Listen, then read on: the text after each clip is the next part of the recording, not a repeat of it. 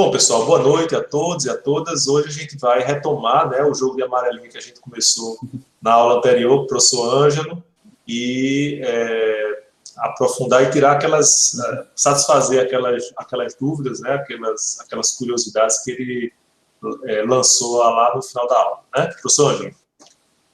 Vamos lá, então. Gente, boa noite a todas e todos. Hoje, como nós temos bastante tempo, eu não queria que a gente tivesse esse encontro da gente se tornasse muito maçante, assim, né? Então, eu o dividi em dois momentos. Eu queria, nesse primeiro momento aqui com vocês, se vocês quiserem, claro, se vocês se sentirem confortáveis e tal, da gente fazer mais como se fosse mesmo uma roda de conversa, assim. Aí vocês vão entender por quê, assim, não é uma roda de conversa só por ser uma roda de conversa. Mas vou tentar aqui explicar para vocês sem dar muito spoiler. A aula de hoje a gente vai trabalhar como ficou no suspense do final da aula passada, a gente vai trabalhar com uma das maiores dicotomias que a gente tem no direito, né, que é o direito público e o direito privado, e a gente vai ver um pouco do que existe dentro de cada um, né, ou seja, os ramos do direito. Então é muito aquela coisa assim de quando você pensa em estudar direito, quando você está ali sonhando em entrar no curso ou está almejando por alguma razão, seja profissional ou pessoal, quase sempre a gente tem algum tipo, né, alguma coisa no direito que chama a nossa atenção, assim, eu quero estudar tal coisa, assim, na nossa curiosidade mesmo. Então, nesses primeiros instantes, assim, da aula, se vocês toparem, não é aquele esquema, assim, que tem de primeira aula, diga seu nome e o que você quer fazer, não muito nesse sentido. Mas se eu pudesse escutar um pouco de vocês sobre o que motivou, de certa forma, vocês estarem aqui no curso, no sentido de o que vocês acham, vamos lá, o que vocês acham que vocês gostam no direito, assim, o que para vocês chama a atenção, que ramo, que área do direito chama um pouco da atenção de vocês. E aí, para quebrar o gelo, eu vou logo começar contando o meu caos, né, com o direito, assim, como foi minha relação, digamos assim. Quando eu entrei no curso de Direito, eu entrei querendo ser do Ministério Público e eu achava que eu gostava de Direito Penal. Morton aí, eu acho que foi 150%... Se perdeu, coitado, no meio do caminho. Pois é. E aí, no meu segundo período, eu já vi que não era. Eu paguei Direito Penal e disse, não gosto, não é muito minha praia. E aí eu comecei a participar do mundo de simulações e tal. E eu disse, eu podia ser diplomata, né? Ou de repente gostar aqui de direito internacional. E aí não tive uma boa experiência também. E disse, não é muito bem isso que eu gosto também. E aí comecei a estagiar, fui para escritório e tudo mais. E aí comecei a gostar muito de direito do consumidor, a parte de contratos de consumo, né? Caramba, isso aqui é muito massa, o dia a dia do escritório, rotina. Depois fui vendo que também não era uma coisa assim que me deixava extremamente satisfeito. E decidi ser professor. Já no final do curso, assim, disse, que eu quero mesmo ser professor, quero me dedicar à pesquisa. E comecei a gostar de direito econômico. E aí comecei a estudar direito econômico, direito concorrencial. E fiquei nessa do direito econômico concorrencial até 2014, 2015. Hoje, minha área... Aí comecei a dar aula no FRN, conheci a cadeira de Direitos Humanos Fundamentais, me apaixonei pela cadeira de Direitos Humanos Fundamentais e disse, é isso que eu quero estudar e fazer pelo resto da minha vida. E até hoje, nesses últimos 6 anos, é o que eu venho fazendo, ao que eu venho me dedicando, né? É a área do direito, um pedacinho ali do direito constitucional, principalmente, que faz os meus olhos brilharem, né? E aí eu queria saber exatamente de vocês, assim, pode ser de maneira bem informal, de maneira bem rápida, o que vocês acham hoje, assim, como quem está entrando no curso de Direito, qual é o ramo do Direito que faria o olho de vocês brilharem, assim, que chamou a atenção, de certa forma motivou vocês a estarem aqui hoje tendo essa conversa comigo? Temos algum vontade? Posso começar? Pode, sim. Então, meu pai, ele trabalha na área da medicina, né? Então sempre teve aquela pressão para medicina, meus tios são médicos, e eu sempre falei a vida inteira que eu ia fazer medicina, né? Tipo, na minha cabeça era medicina. Só que eu sempre soube que eu queria direito, tipo, desde pequena, eu sempre fui interessada, né? Só não tinha coragem de falar. Aí, faltando 2 semanas pro Enem, meu pai perguntou, e aí, como é que tá a minha médica? Eu falei, então, sobre isso, eu acho que... Eu tenho uma notícia para lhe dar. Né? Cara, eu só soltei assim no colo dele, eu falei, pai, sinto muito, vou fazer direito. Ele falou assim, meu Deus do céu. Acho que a pressão dele baixou, porque ele, na cabeça dele, tinha minha vida toda encaminhada, né? E aí, quando eu comecei a faculdade, tipo, eu escutei de muitos, porque eu tenho alguns amigos que já são formados, que falaram, você primeiramente vai adorar penal, vai querer fazer penal, não sei o quê. E eu entrei com essa cabeça, né, que eu quero fazer penal, quero ir para penal. Só que depois de tanto conversar com gente da área, eles falaram, olha, até o final do curso você já mudou umas 15 vezes. Então, eu realmente não faço ideia. Eu acho que é a partir daí. Tipo, eu também já tentei... pensei em ir para internacional, porque eu tenho um plano de ser diplomada também, né? Mas eu não sei se isso vai mudar até o final do curso. Eu tenho várias coisas. Eu tô aqui para descobrir, entendeu? Exatamente. Eu tô fazendo isso porque em algum momento da vida de vocês vão lembrar, putz, olha, naquele dia, naquela aula de introdução com Ângela e Morton, eu disse que eu gostava, que eu achava que eu ia gostar de direito penal. Que nem eu falei no meu primeiro período. Não estou dizendo que você não vai gostar. Eu espero que você goste, realmente conheça e se afeiçoe pelo ramo do direito, mas é porque é uma experiência muito bacana para assim, uns 10 anos depois a pessoa se confrontar com. Mais alguém aí? Algum voluntário, voluntária? Eu penso em ser advogado criminalista. Mas porque tinha um professor... Eu não estou cursando o primeiro período agora. Aliás, eu estou cursando o primeiro período de novo de Direito, porque eu já vinha de outra instituição, a UNP. Entendi.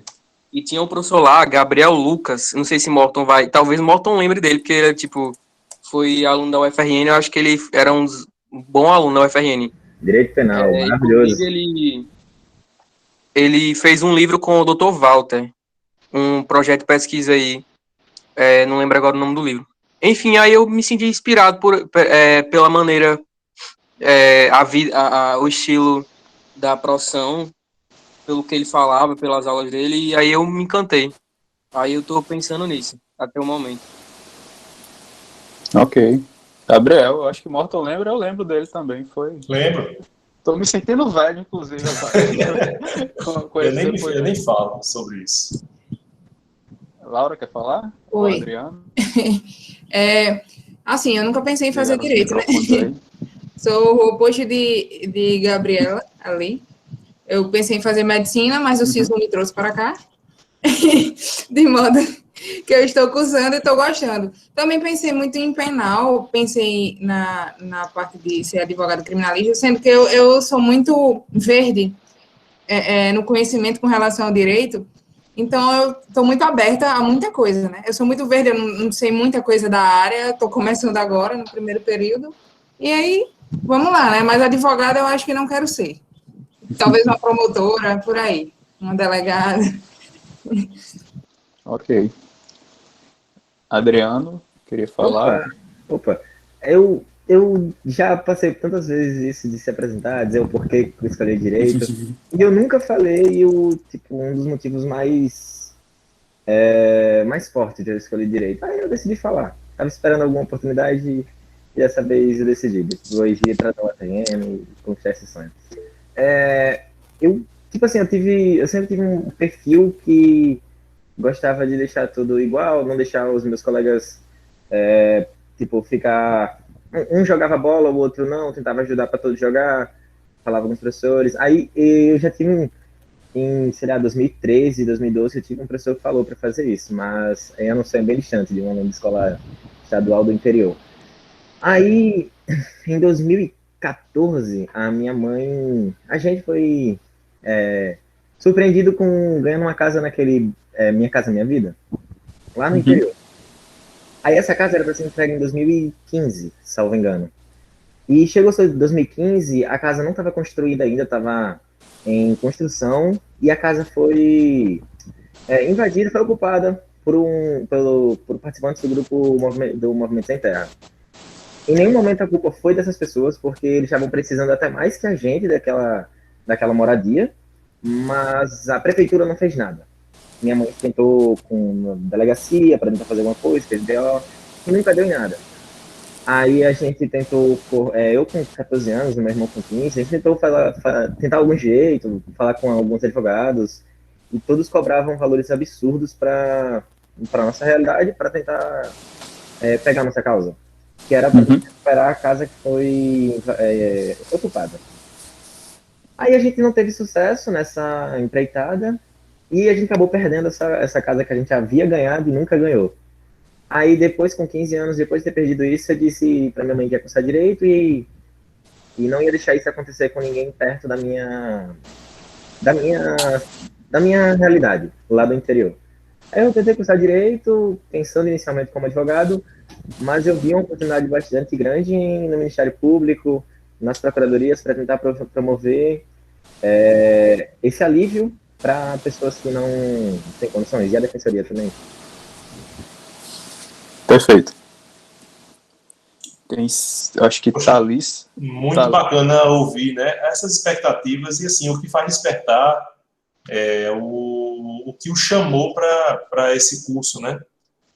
E aí ver como é grande a responsabilidade do professor, que ele compartilha os possíveis caminhos e inspira ou então faz repelir de uma vez por todas, né?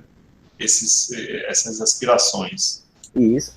Só um ênfase. Morton, pronto, um dos professores que mais incentivaram e que fizeram eu gostar realmente do direito foi André Maciel.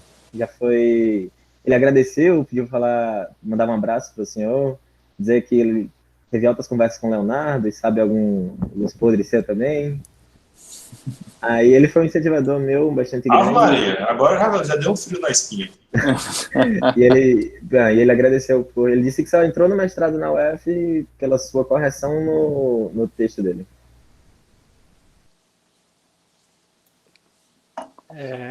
Bom, eu me formei em engenharia de produção e, enfim, acabei me voltando para concurso público. E aí minha área de interesse, a princípio, seria controle e gestão ou área fiscal. E, enfim, tanto que eu estava na dúvida de entrar em ciências contábeis ou em direito, por causa desse interesse. Aí acabei conseguindo a nota para entrar em direito, achei que seria mais interessante, porque já tinha algum contato com a contabilidade.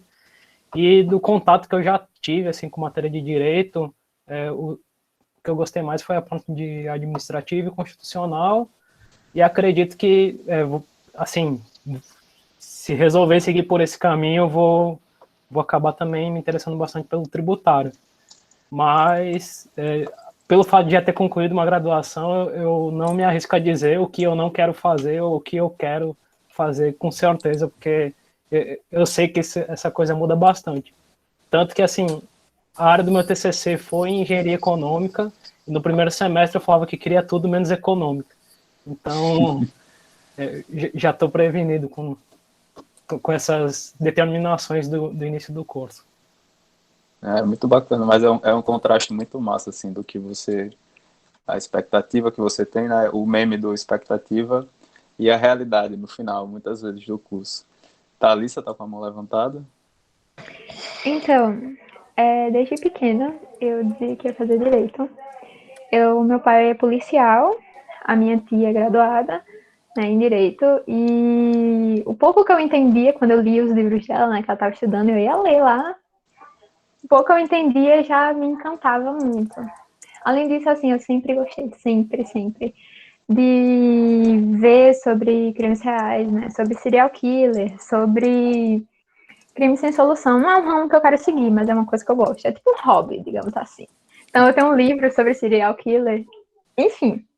Mas tudo que eu via sobre julgamentos, sobre investigações, sobre tudo, cara, esse ramo sempre me encantou, sabe? Direito sempre foi o meu sonho, minha certeza. É tanto que as pessoas dizem, Thalissa, qual a sua segunda opção de curso? Eu falei, gente, não tem segunda opção, é direito ou direito, não existe outra opção, né?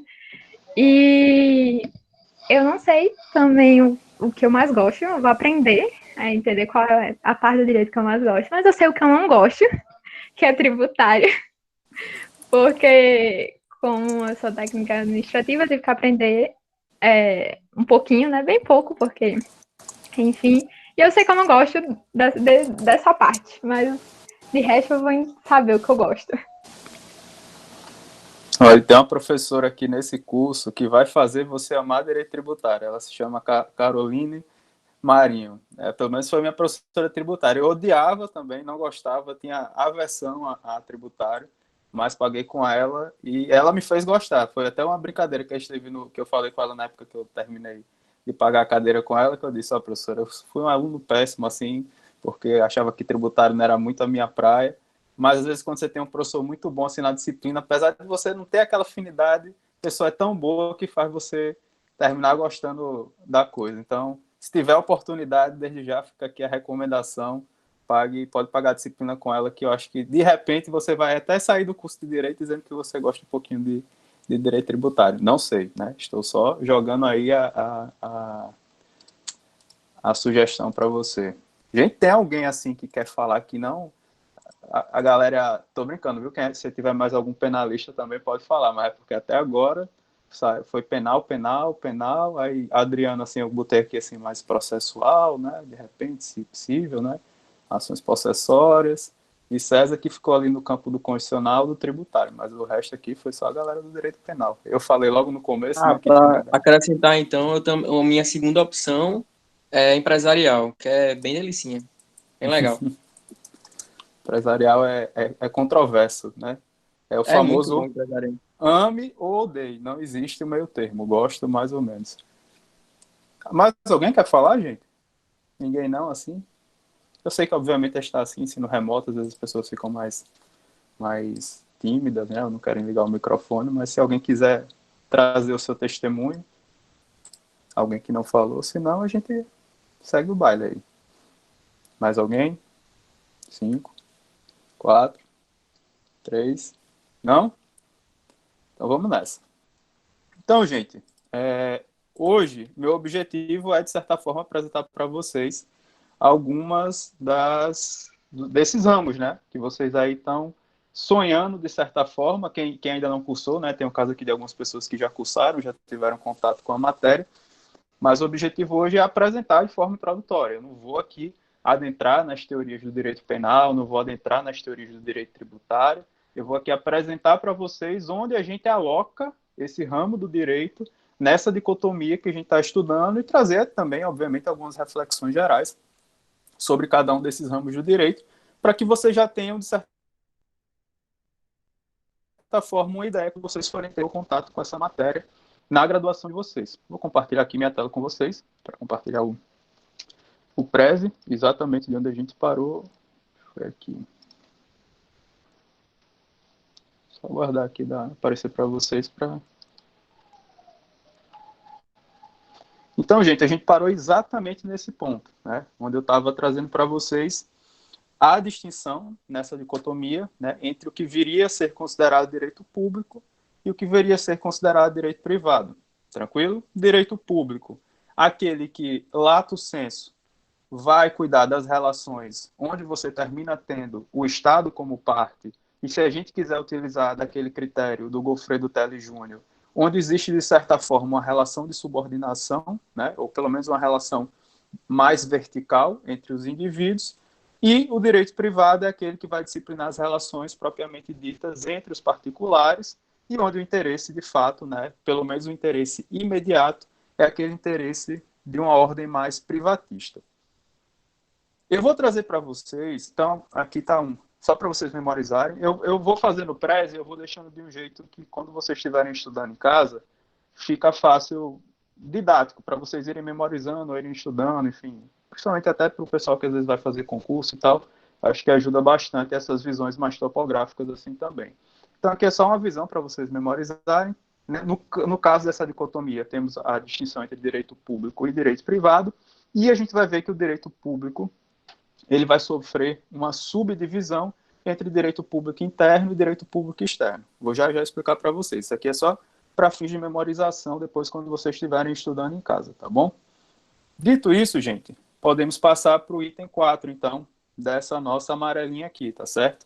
Que é justamente falar um pouco sobre o direito público. O direito público, como acabei de falar para vocês, é justamente, né, acabei de dar a definição para vocês, é justamente esse direito onde a gente vai ter o Estado como o principal sujeito, digamos assim, dessa relação jurídica que vai ser firmada, né? O Estado, sempre que ele está atuando, ele está sempre buscando a consecução do que a gente chama do interesse público, né? Então, essas relações de direito público, ou principalmente os direitos que estão dentro desse ramo, ou estão dentro desse guarda-chuva, que é o direito público, os ramos de direito que estão aí, eles basicamente trazem um conjunto de normas que, de certa forma, se destinam, portanto, a regular, de certa forma, a atividade, né, ou a estrutura do Estado. Como eu falei para vocês, a gente tem aqui uma questão meio Inception, assim, né? A gente tem uma dicotomia dentro de uma dicotomia. Então, a gente tem a divisão entre direito público e direito privado, e dentro do direito público a gente vai ter uma divisão entre o direito público interno e o direito público externo. A grosso modo, como é que a gente explica essa dicotomia? Terminologicamente mesmo, certo? Direito público interno é aquele que vai focar especificamente nas questões do Estado, no âmbito, sobretudo, dos seus limites territoriais. Então, vai cuidar da estrutura do Estado, vai cuidar da atividade do Estado, vai cuidar da parte de planejamento e até mesmo de gestão do Estado, tá certo? A aplicação da lei, e aqui a aplicação da lei tanto no sentido de organização do Poder Judiciário, como os ramos, digamos assim, materialmente, o direito que vai ser aplicado também. Então, é um cuidado maior, né? O direito público interno, ele está mais relacionado com aqueles ramos do direito, né, que possuem um conjunto de normas que são destinados a regular essa questão da atividade do Estado, sobretudo dentro dos seus limites territoriais. Já o direito público externo, ele é justamente voltado para regulamentar a atividade do Estado, né, o contato do Estado com outros Estados, em última instância, tá certo? Isso de caracterizações gerais, a gente vai trazer ramo por ramo, que aí eu acho que vai ficar mais fácil de vocês entenderem. João levantou a mão? João? Não?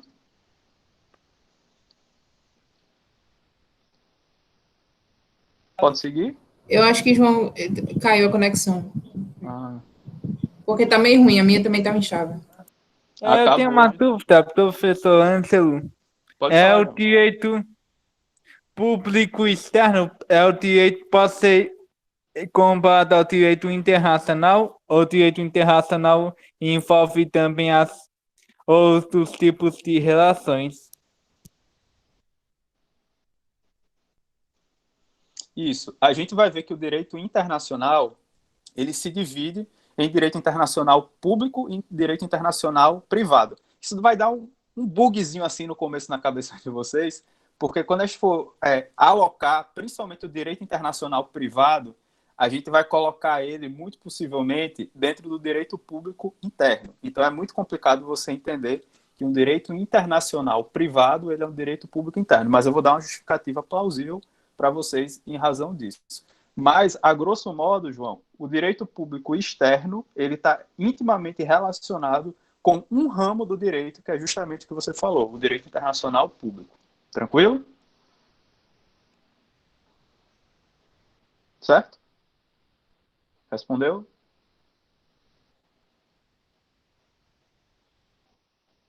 Se não respondeu qualquer coisa, vocês vão me interrompendo aí, tá bom, gente?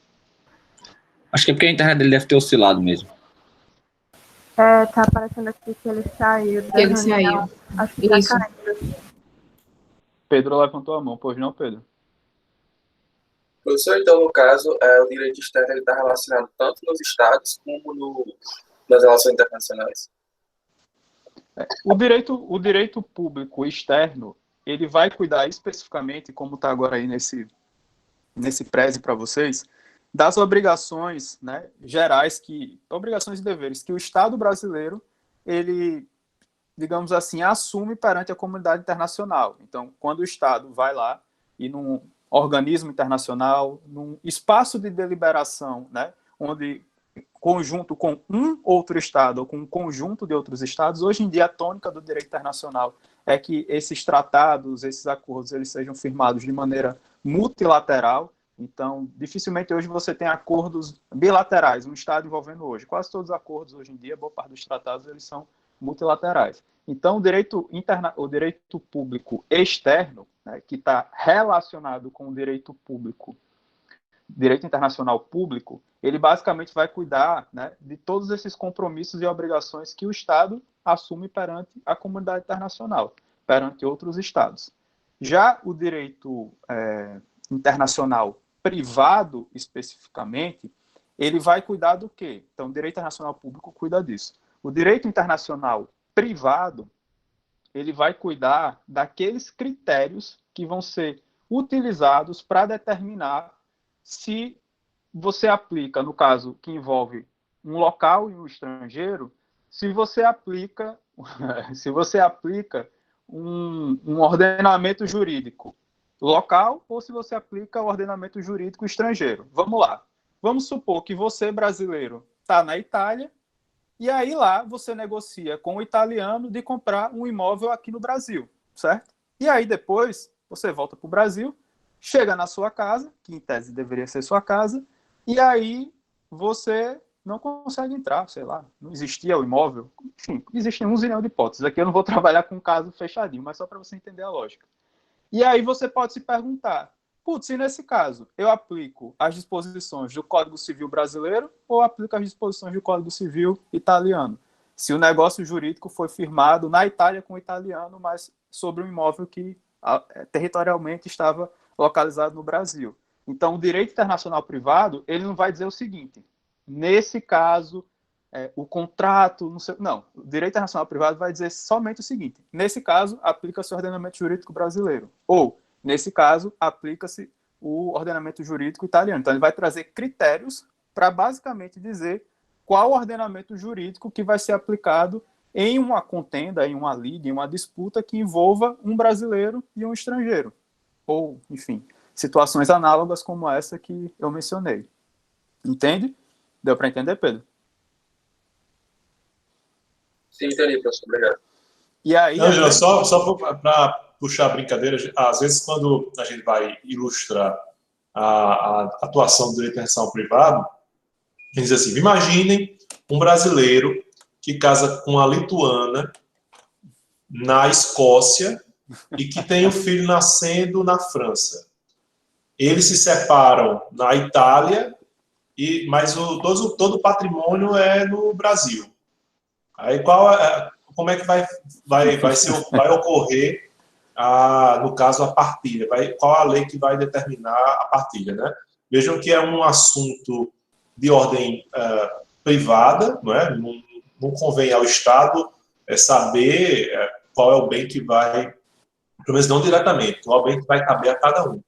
Mas é um assunto que envolve várias nacionalidades, portanto, apenas as relações entre os Estados é que vão definir, disciplinar essa resolução do conflito. Exato. E aí, a grande questão e aí, nesse caso, é direito internacional, perdão, é direito público externo ou é direito público interno? Ou é direito privado, no final das contas, né? É o grande questionamento que fica. E aí, os autores vão classificar isso de maneira diversa. Eu aqui, como eu já estou usando a Maria Helena Diniz com vocês desde do começo, eu vou seguir aqui as orientações, de certa forma, que ela traz lá no compêndio de introdução à ciência do direito.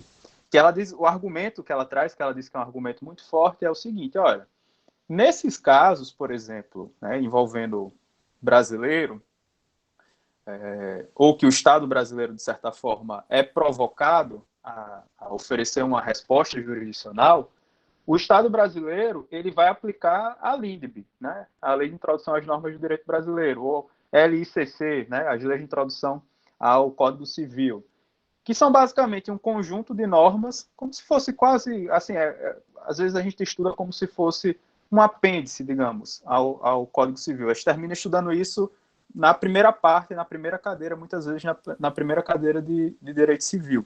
E aí lá você vai ter os principais critérios para você dizer se o ordenamento jurídico brasileiro se aplica, não se aplica, etc. Sendo que essa norma, ela é elaborada somente internamente pelo Estado brasileiro. Então, todo o procedimento legislativo dessa norma não sofre nenhuma influência externa, diferentemente dos acordos multilaterais que são firmados no âmbito do direito internacional público. Então, no caso do direito internacional público, o Estado brasileiro ele delibera, negocia, ratifica esse acordo externamente e depois incorpora ao seu ordenamento. Nesse caso do direito internacional privado, não. Nesse caso, você tem um processo legislativo todo interno, né? Competência do, digamos assim, do braço do legislativo do Estado brasileiro, e aí você tem uma norma sem influência externa. Então, através desse argumento, a Maria Helena Diniz coloca, portanto, o direito internacional privado como um ramo do direito público interno. Deu para entender? Acompanhar o raciocínio? Tentem não se prender tanto na nomenclatura, porque se for para nomenclatura vai dar um nó na cabeça de vocês, né? Porque olha só, direito público interno, aí, o que é que está dentro disso? Direito internacional privado. Parece uma coisa assim, parece justamente a antítese do que está, digamos assim, do guarda-chuva de onde ele está dentro.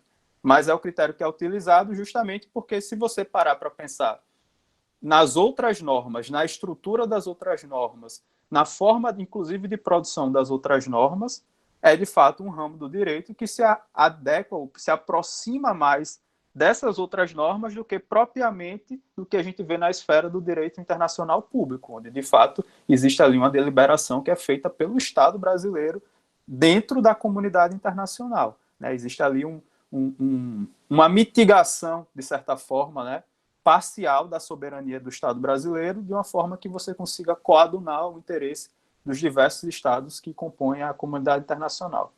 Deu para entender, gente? Essa polêmicazinha aí?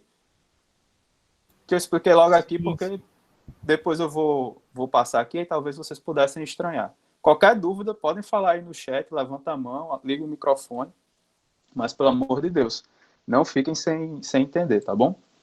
Dito isso, gente, podemos passar, então, para o que talvez prenda a maior parte da nossa atenção na aula de hoje, que é o que nós vamos ter, os ramos do direito dentro do direito público interno. Como vocês podem perceber, temos uma lista aí bem considerável.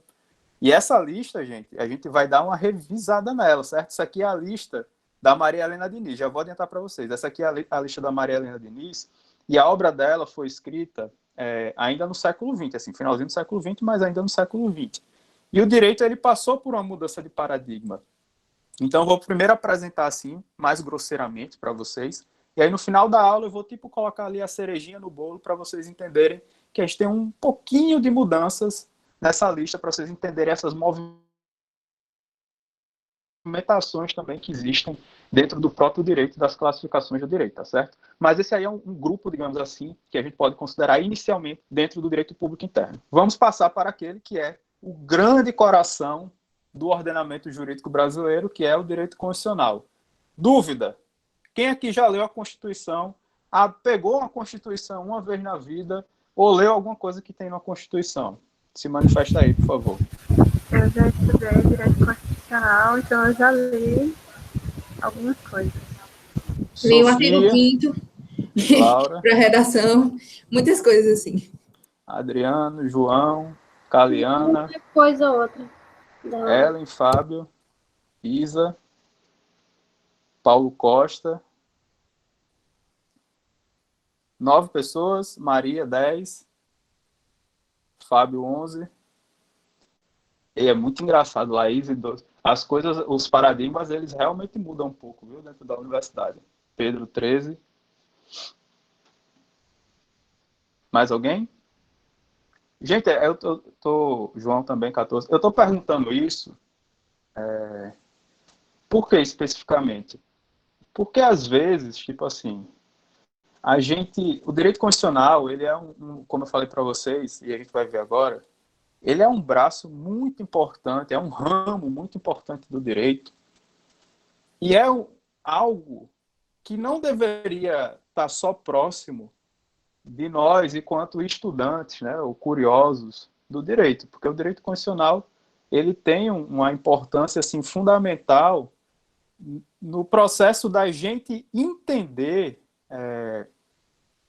algumas coisas que, na verdade, existem na sociedade que a gente faz parte.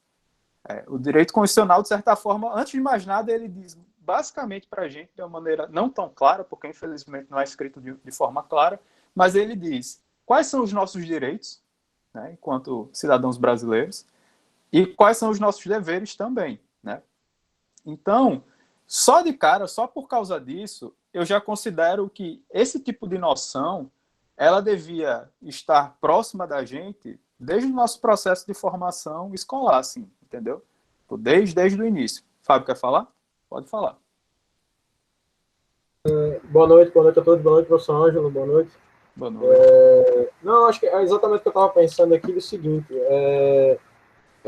na outra disciplina, né, de metodologia, que a gente está pagando junto, vai ter que ter a produção do artigo, né? E eu fiquei naquela para não me prender tanto às amarras da outra graduação, de falar sobre antropologia, política e tal, e já realmente ir para o direito, né? Uhum. Eu pensei exatamente nessa dinâmica de fazer, como eu sou professor do ensino médio, então eu tenho acesso muito fácil aos alunos, né?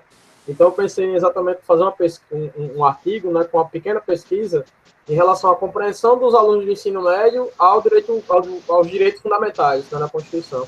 Então eu pensei exatamente nessa dinâmica.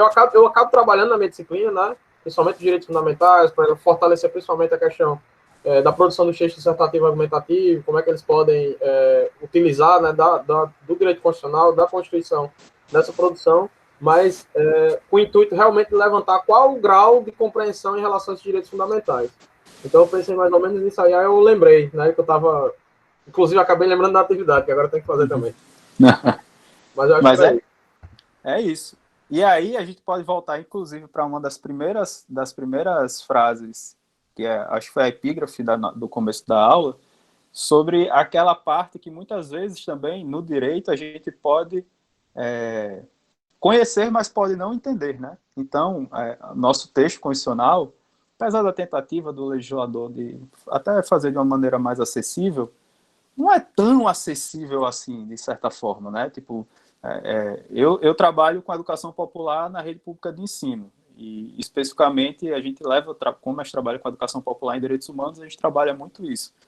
E, assim, eu já tanto levei isso para a rede privada, para o ensino básico na rede privada, ensino médio, como na rede pública. E essa pergunta que eu fiz para vocês, ela é um termômetro muito interessante, assim, porque é muito raro, tanto na rede privada quanto na rede pública, eu fazer essa pergunta assim, gente, quem já abriu aqui a Constituição? Quem já leu? Quem já pegou na Constituição? Hoje em dia nem tanto, né? Porque você bota no Google, você acha rapidinho.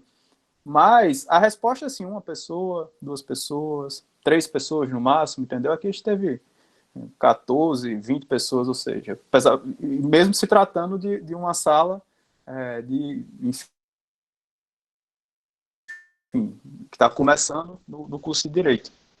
Então, esse braço do direito, que é um braço tão importante, né, para a gente entender o próprio funcionamento do Estado, que é uma coisa muito importante no contexto que a gente vive, entender como o Estado funciona, quais são os deveres, né, como se dá a repartição de competências entre o governo federal, estadual e municípios, a repartição de competências entre legislativo, executivo e judiciário. Essas coisas que são extremamente fundamentais, de certa forma, não é você saber as minúcias dessas coisas, mas é você ter uma noção geral. Isso ainda é muito distante, tanto pela linguagem, como pelo próprio distanciamento que o direito sempre faz questão de ter, né, dos outros campos do saber. E é por isso que existe uma campanha muito forte, né, e aí é uma campanha muito contraditória, porque tem forças contraditórias favoráveis a essa campanha, mas que eu considero importante, de você, de certa forma, levar pelo menos esse ramo do direito, essas noções básicas desse ramo do direito, para o ensino básico, né? Porque aí daí você já consegue tirar muita coisa. Por quê? Porque a Constituição, ela já traz dentro dela, o direito constitucional já traz dentro dele muitas concepções sobre variados ramos do direito. Então, vou aqui citar direitos da criança e do adolescente. Então, o DCAI, o direito da criança, do adolescente e do idoso, hoje em dia, que de certa forma já é junto. Você encontra boa parte do fundamento dele no texto constitucional, né? Como se dá a atividade do Estado? Você também vai encontrar lá no direito, vai encontrar dentro da Constituição, que seria o direito administrativo. Então, o direito constitucional, ele termina sendo... eu gosto de definir o direito constitucional da seguinte forma. Ele é... Se o direito é um corpo, ele seria toda a estrutura desse corpo, ele seria os ossos e ele seria até mesmo os músculos desse corpo. Ele seria a estrutura corpórea do direito de uma forma geral. Os outros ramos do direito, eles vão partir desse corpo, eles vão existir como órgãos dentro desse corpo ou como determinadas coisas, mas o direito constitucional, corporeamente, ele seria basicamente toda essa estrutura do direito hoje, tá certo? Por quê? Ele vai cuidar de toda a parte da organização política do Estado. Então, é o direito constitucional que vai dizer para a gente, na Constituição, vou abrir aqui, vou parar aqui e compartilhar com vocês, e vou compartilhar aqui a Constituição. Só um segundinho. Para quem já viu, vê de novo. Para quem não viu, prazer, Constituição. Vamos lá. Deixa eu só achar aqui esse aqui, exato. Essa aqui, gente, tá compartilhando. É a nossa Constituição. Se vocês botarem no Google Constituição Brasileira, vocês vão ser direcionados possivelmente para essa página aqui do Planalto. Dá um zoom aqui, né? Porque acho que deve estar ruim de ver. Pronto, ó. A Constituição, gente, ela vai nos dizer, pular aqui o preâmbulo dela, mas ela vai trazer aqui, por exemplo, boa parte de como se dá a repartição de poderes no Estado brasileiro, né? Então, são poderes da União independentes e harmônicos entre si, o legislativo, o executivo e o judiciário, e ela vai sair discriminando isso, vai dizer quais são os objetivos fundamentais da República Federativa do Brasil, os princípios que vão regir as relações internacionais do Estado brasileiro, vai trazer esse artigo 5º, não lembro quem mencionou, não sei se foi Laura, que é o nosso catálogo de garantias fundamentais junto com o artigo 6º. Então, todos aqueles direitos fundamentais que vocês vão estudar ainda, que vocês vão ver que tem repercussões em variados outros ramos, tá certo, do direito, eles estão aqui no artigo 5º e ó, isso aqui tudinho é o nosso catálogo de direitos fundamentais, tá certo? Tudo isso aqui que eu estou descendo. Até o artigo 6º também, né? O caput do artigo 6º, ele também traz aqui uma série de direitos que as pessoas costumam chamar de direitos sociais, mas que são direitos fundamentais: educação, saúde, alimentação, trabalho, moradia. Ainda tem o 227 que a gente usava para coisa de crianças em situação de vulnerabilidade, entendeu? Aí, criminalidade infanto-juvenil, essas coisas assim. Em termos de redação, aí a gente colocava para fundamentar. Isso, o 225 ele cuida da família, o 226 ele cuida dos direitos fundamentais da criança e do adolescente. 225 em sequência e seguintes, eles vão cuidar exatamente disso, né? Tanto do aspecto familiar como da proteção à criança, do adolescente e do idoso também. Sueli levantou a mão? Sueli? Sim. Aí na Constituição, eu já li algumas partes, aí sempre me chama a atenção essa que diz que fala sobre o salário da pessoa que seja suficiente para a família, para a educação, para o lazer, quer dizer, a Constituição deixou tudo isso, mas um salário mínimo não dá para tudo isso. Então, imagine só se algum brasileiro resolvesse, vamos dizer, cobrar do país essa condição que a Constituição diz que todo brasileiro tem que ter, mas que não tem, né? Isso aí me chama sempre a atenção, como só isso que eu queria falar. Perfeito, Sueli. Isso daí é uma coisa que alguns autores vão chamar de insinceridade normativa. Eu acho que quem usou essa expressão uma vez é um jurista que me decepcionou parcialmente, o Luiz Roberto Barroso, mas ele tem umas expressões assim que eu gosto bastante, e ele fala em insinceridade normativa, né? Que é uma realidade, na verdade, brasileira, não só da Constituição. É uma realidade, na verdade, que a gente tem em termos de produção legislativa, até por muitas vezes acreditar que a produção legislativa por si só ela vai solucionar os problemas materiais que existem na sociedade. A produção legislativa que não é atrelada a uma política pública, né, de concretização do preceito normativo, ela torna esse preceito normativo tão somente uma ficção jurídica, em última instância, né? Por isso que é muito importante que a gente entenda, né, que a gente estude direito constitucional e também os outros ramos do direito, a depender das nossas afinidades, para que a gente entenda o que está dentro, né, dessas pretensões dos legisladores, porque também a gente tem que entender que quando o texto constitucional ele foi feito, ele está aqui, de certa forma, trazendo uma intenção daqueles que foram os constituintes originários, né? Eles pensaram e desenharam na mente deles o que eles acreditavam que seria ideal para o Brasil, que estava passando por todo o processo da dita redemocratização, e depositaram, de certa forma, essa ficha, essa esperança, né, naqueles que iam assumir os cargos e, posteriormente, cuidar da formulação e aplicação das políticas públicas que se adequassem ao que constava na Constituição. Mas o que nós temos em diversas situações, na verdade, eu acho que nunca na história do Brasil, para usar uma expressão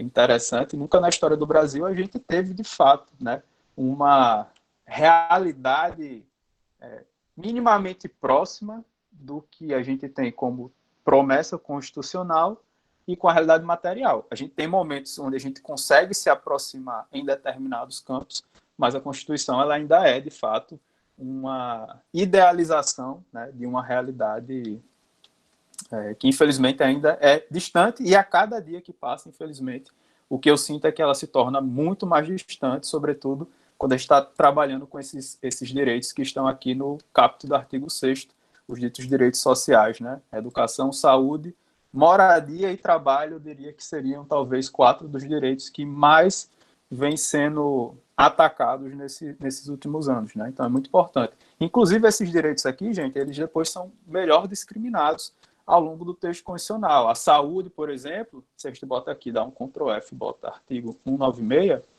aí a gente tem uma seção só para o direito à saúde, né? Que vai trabalhar aqui, trazer algumas questões sobre até a própria estruturação, digamos assim, e promoção do direito à saúde. Então, na medida que a gente vai avançando na Constituição, aqueles direitos que estão ali previstos de forma mais genérica, alguns deles o legislador, justamente por esse cuidado que ele tinha, Sueli, de tentar aproximar o texto constitucional da realidade material, ele, de certa forma, discriminou, né? Assim, deixou muito claro o que era preciso ser feito, ou o que poderia ser feito para você efetivar esse direito. Sendo que, infelizmente, a gente ainda está distante e cada vez, como eu disse, sinto eu, né, é uma percepção minha, cada vez mais distante, né? E aí eu vou voltar a compartilhar aqui o Prezi com vocês, para trazer algumas conceituações mais gerais, né? No caso aqui eu estava trabalhando de forma mais específica. E aí, portanto, gente, o direito constitucional é isso, né? A gente viu aqui a Constituição vai trazer essas normas gerais que vão estabelecer as balizas do Estado brasileiro, tá certo? Vão dizer também para aquelas pessoas que estão compondo esse corpo, por assim dizer, do Estado brasileiro, quais são os seus direitos e quais são os seus deveres, e vai estruturar, portanto, o Estado. Dentro do direito constitucional, além de vocês terem contato com a Constituição e com essas questões de uma forma geral, vocês vão estudar uma ruma de coisa, né? Dentro do direito constitucional, vocês vão estudar, por exemplo, as tipologias constitucionais. Então, vocês vão estudar os tipos de Constituição. A gente tem a Constituição brasileira, certo? Que é uma Constituição, mas cada Estado possui uma Constituição própria. E aí, a literatura científica do direito constitucional, ela vai se debruçar e trazer critérios para você classificar as constituições. Aqui eu tenho uma constituição escrita. Ali tem um país que tem uma constituição não escrita. A Inglaterra tem uma constituição não escrita, por exemplo, né? Então a gente tem aqui países de common law têm constituição não escritas, os países de civil law têm constituições escritas. Aí as constituições escritas ou não escritas, elas podem ser flexíveis ou elas podem ser mais permanentes, né, mais duras, por assim dizer, ou semi-flexíveis, ou seja, elas podem ser modificadas, né, com maior ou com menor facilidade. A nossa Constituição, apesar dela ter um rito, de certa forma, mais complicado de ser modificada, ela já foi modificada muitas vezes, né? Já passou da 100ª emenda constitucional A nossa Constituição, ela tem 88, ela tem 30 e 32 anos, né? Então, a Constituição relativamente nova, tá assim, uma jovem adulta, e ela já passou por mais de 106 emendas, ou seja, ela já foi bem transfigurada, por assim dizer. Então, apesar dela ter até uma certa rigidez na sua transformação, ela já vem sendo modificada constantemente. Então, no direito constitucional, no estudo do direito constitucional, vocês vão entender um pouco dessas tipologias. Tem um autor que já é um senhorzinho, bem fofinho, que se chama José Afonso da Silva. Né? O filho dele, inclusive, hoje em dia é um dos juristas da moda assim, na hermenêutica, que é o Vigílio Afonso da Silva. Mas o pai, que é o José Afonso, é um senhorzinho, ele é muito conhecido por trazer as tipologias sobre a eficácia das normas constitucionais. Então, ele traz uma classificação. Temos aqui normas constitucionais de eficácia plena, ou seja, essa norma está no texto constitucional e do jeito que ela está ali, ela já pode ser aplicada. Ou então, não, essa aqui é uma norma constitucional de eficácia contida. Então, essa norma ela vai precisar de uma legislação, de uma outra lei para dizer como ela tem que ser aplicada. Né? Então, todas essas classificações também sobre as normas constitucionais, esse estudo dessas diversas tipologias, é o que vocês vão estudar dentro do direito constitucional. Então, é um ramo que tem muita coisa material para vocês estudarem, porque a Constituição da gente é bem extensa e vai terminar batendo em muitos ramos do direito, e também é um ramo do direito que tem muita produção científica sobre ele também para vocês estudarem, muitas categorias para vocês eventualmente estudarem. Né? Então, é realmente assim um braço do direito que tem muita coisa para ser estudado. Eu acho que no curso, hoje em dia, nós temos, são 3 cadeiras, eu acho, de constitucional, mais a cadeira de direitos humanos fundamentais. Então, vocês pagam direito constitucional 1, 2 e 3, e DHF. Não sei, Morton, se eu estiver enganado, você me corrija, mas eu acho que foi isso, né, com a mudança que teve no... Eu não sei, agora você me pegou, não sei se vão ficar 4 fora direitos humanos, direitos fundamentais, ou se direitos fundamentais ficou abarcado aí, mas era uma luta antiga para ter pelo menos 4 cadeiras de constitucional. Isso. Né? Chegou em um momento que eram só 2. Isso, para a importância da disciplina. Com certeza. Eu tive 2 cadeiras de constitucional e a de DHF, né? uma extra. DHF é Direitos Humanos Fundamentais. Então é uma disciplina muito, muito bacana. Assim. Eu espero que ela conquiste vocês, porque realmente ela é uma disciplina muito importante. E para quem almeja pós-graduação, mestrado na UFRN, é uma disciplina muito importante, porque a nossa pós, ela realmente tem uma base constitucional muito forte. Assim, né? Os projetos que geralmente entram na pós-graduação, na PPGD, eles precisam de um embasamento constitucional bem razoável. E, além disso, gente, o direito constitucional, hoje em dia, vocês lembram, não sei se vocês pegaram a época do raio gourmetizador, né, daquele meme do raio gourmetizador, que você tinha uma comida assim, sei lá, um churros, e aí você botava o raio gourmetizador, cortava ele, era um churros desconstruído, não sei o que mais lá, etc., com toques de açúcar e canela, enfim.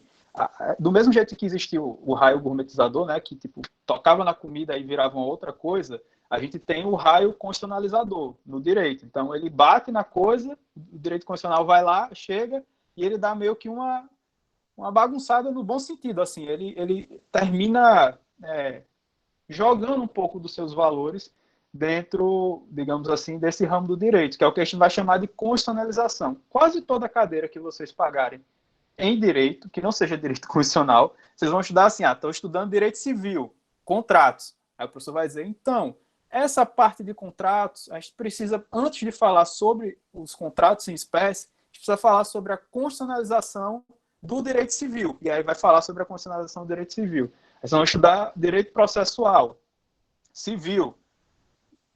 Pode ser recurso, pode ser execução. Antes do professor falar, vai dizer, olha, mas é porque o processo, ele passou por um processo de constitucionalização também. Ou você vai estudar qualquer ramo, direito administrativo, nem falo, porque ele já decorre da Constituição, mas seja direito privado, seja direito público, o direito constitucional, ele terminou assim, de um jeito bom, tá, gente? Não entendam isso de um jeito negativo, mas ele terminou colocando seus tentáculozinhos assim pelos outros ramos do direito, né? O que é, na verdade, muito importante, porque termina que a Constituição é uma porta de entrada para aqueles valores que são mais importantes dentro de uma sociedade. Então, por exemplo, A lógica de proteção o grande coringa, digamos assim, do ordenamento jurídico brasileiro, a dignidade da pessoa humana, a porta de entrada da dignidade da pessoa humana no ordenamento jurídico é através da Constituição, tá certo? Então, termina que esse valor ele vai se espalhando pelos outros ramos do direito, e aí esses outros ramos do direito vão sofrendo por um processo de constitucionalização. Historicamente, se vocês quiserem saber, eu vou tentar ser muito breve aqui para não ficar num monólogo muito grande, mas historicamente, o que é que aconteceu?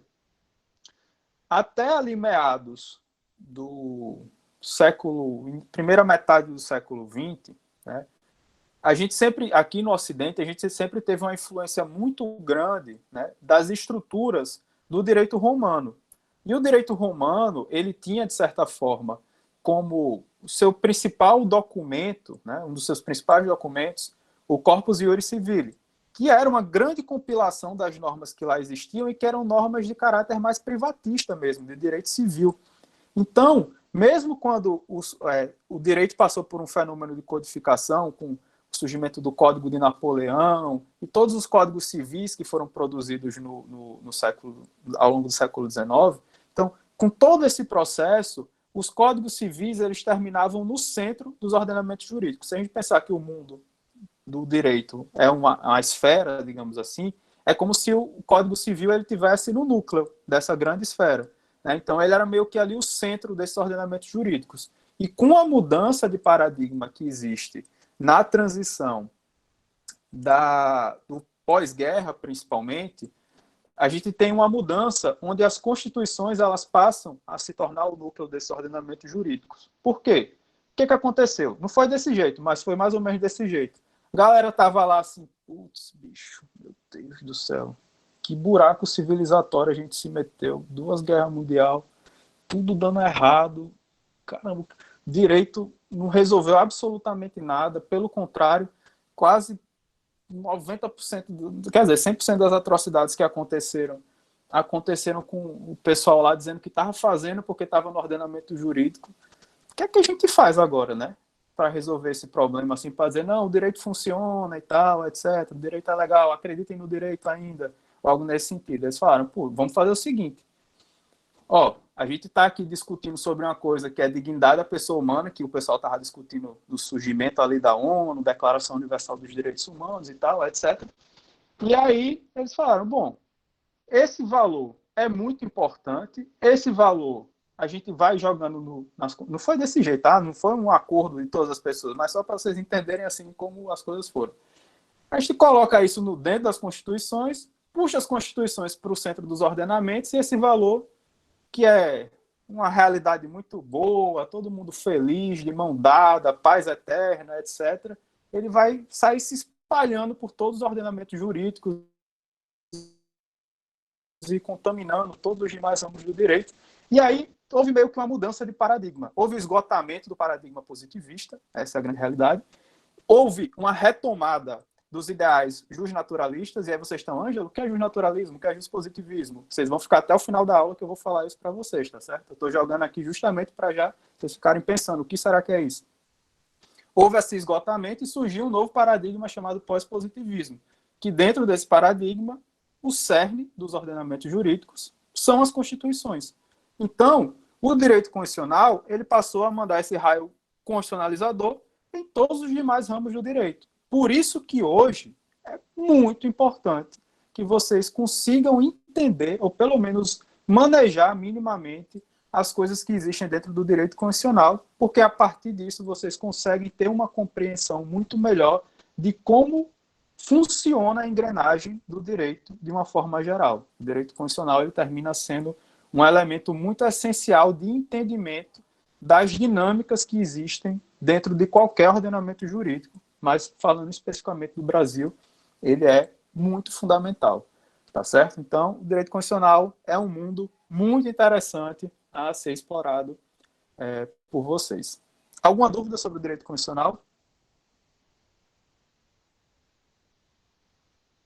Ângelo, rapidinho, só uma pergunta. Na verdade, é mais uma curiosidade mesmo. É porque, assim, constitucional sempre foi uma área que eu me interessei bastante, Só que eu acabei fazendo o curso introdutório, que tem até no Senado, né, no site do Senado, antes de começar o curso, porque já era uma área que me interessava.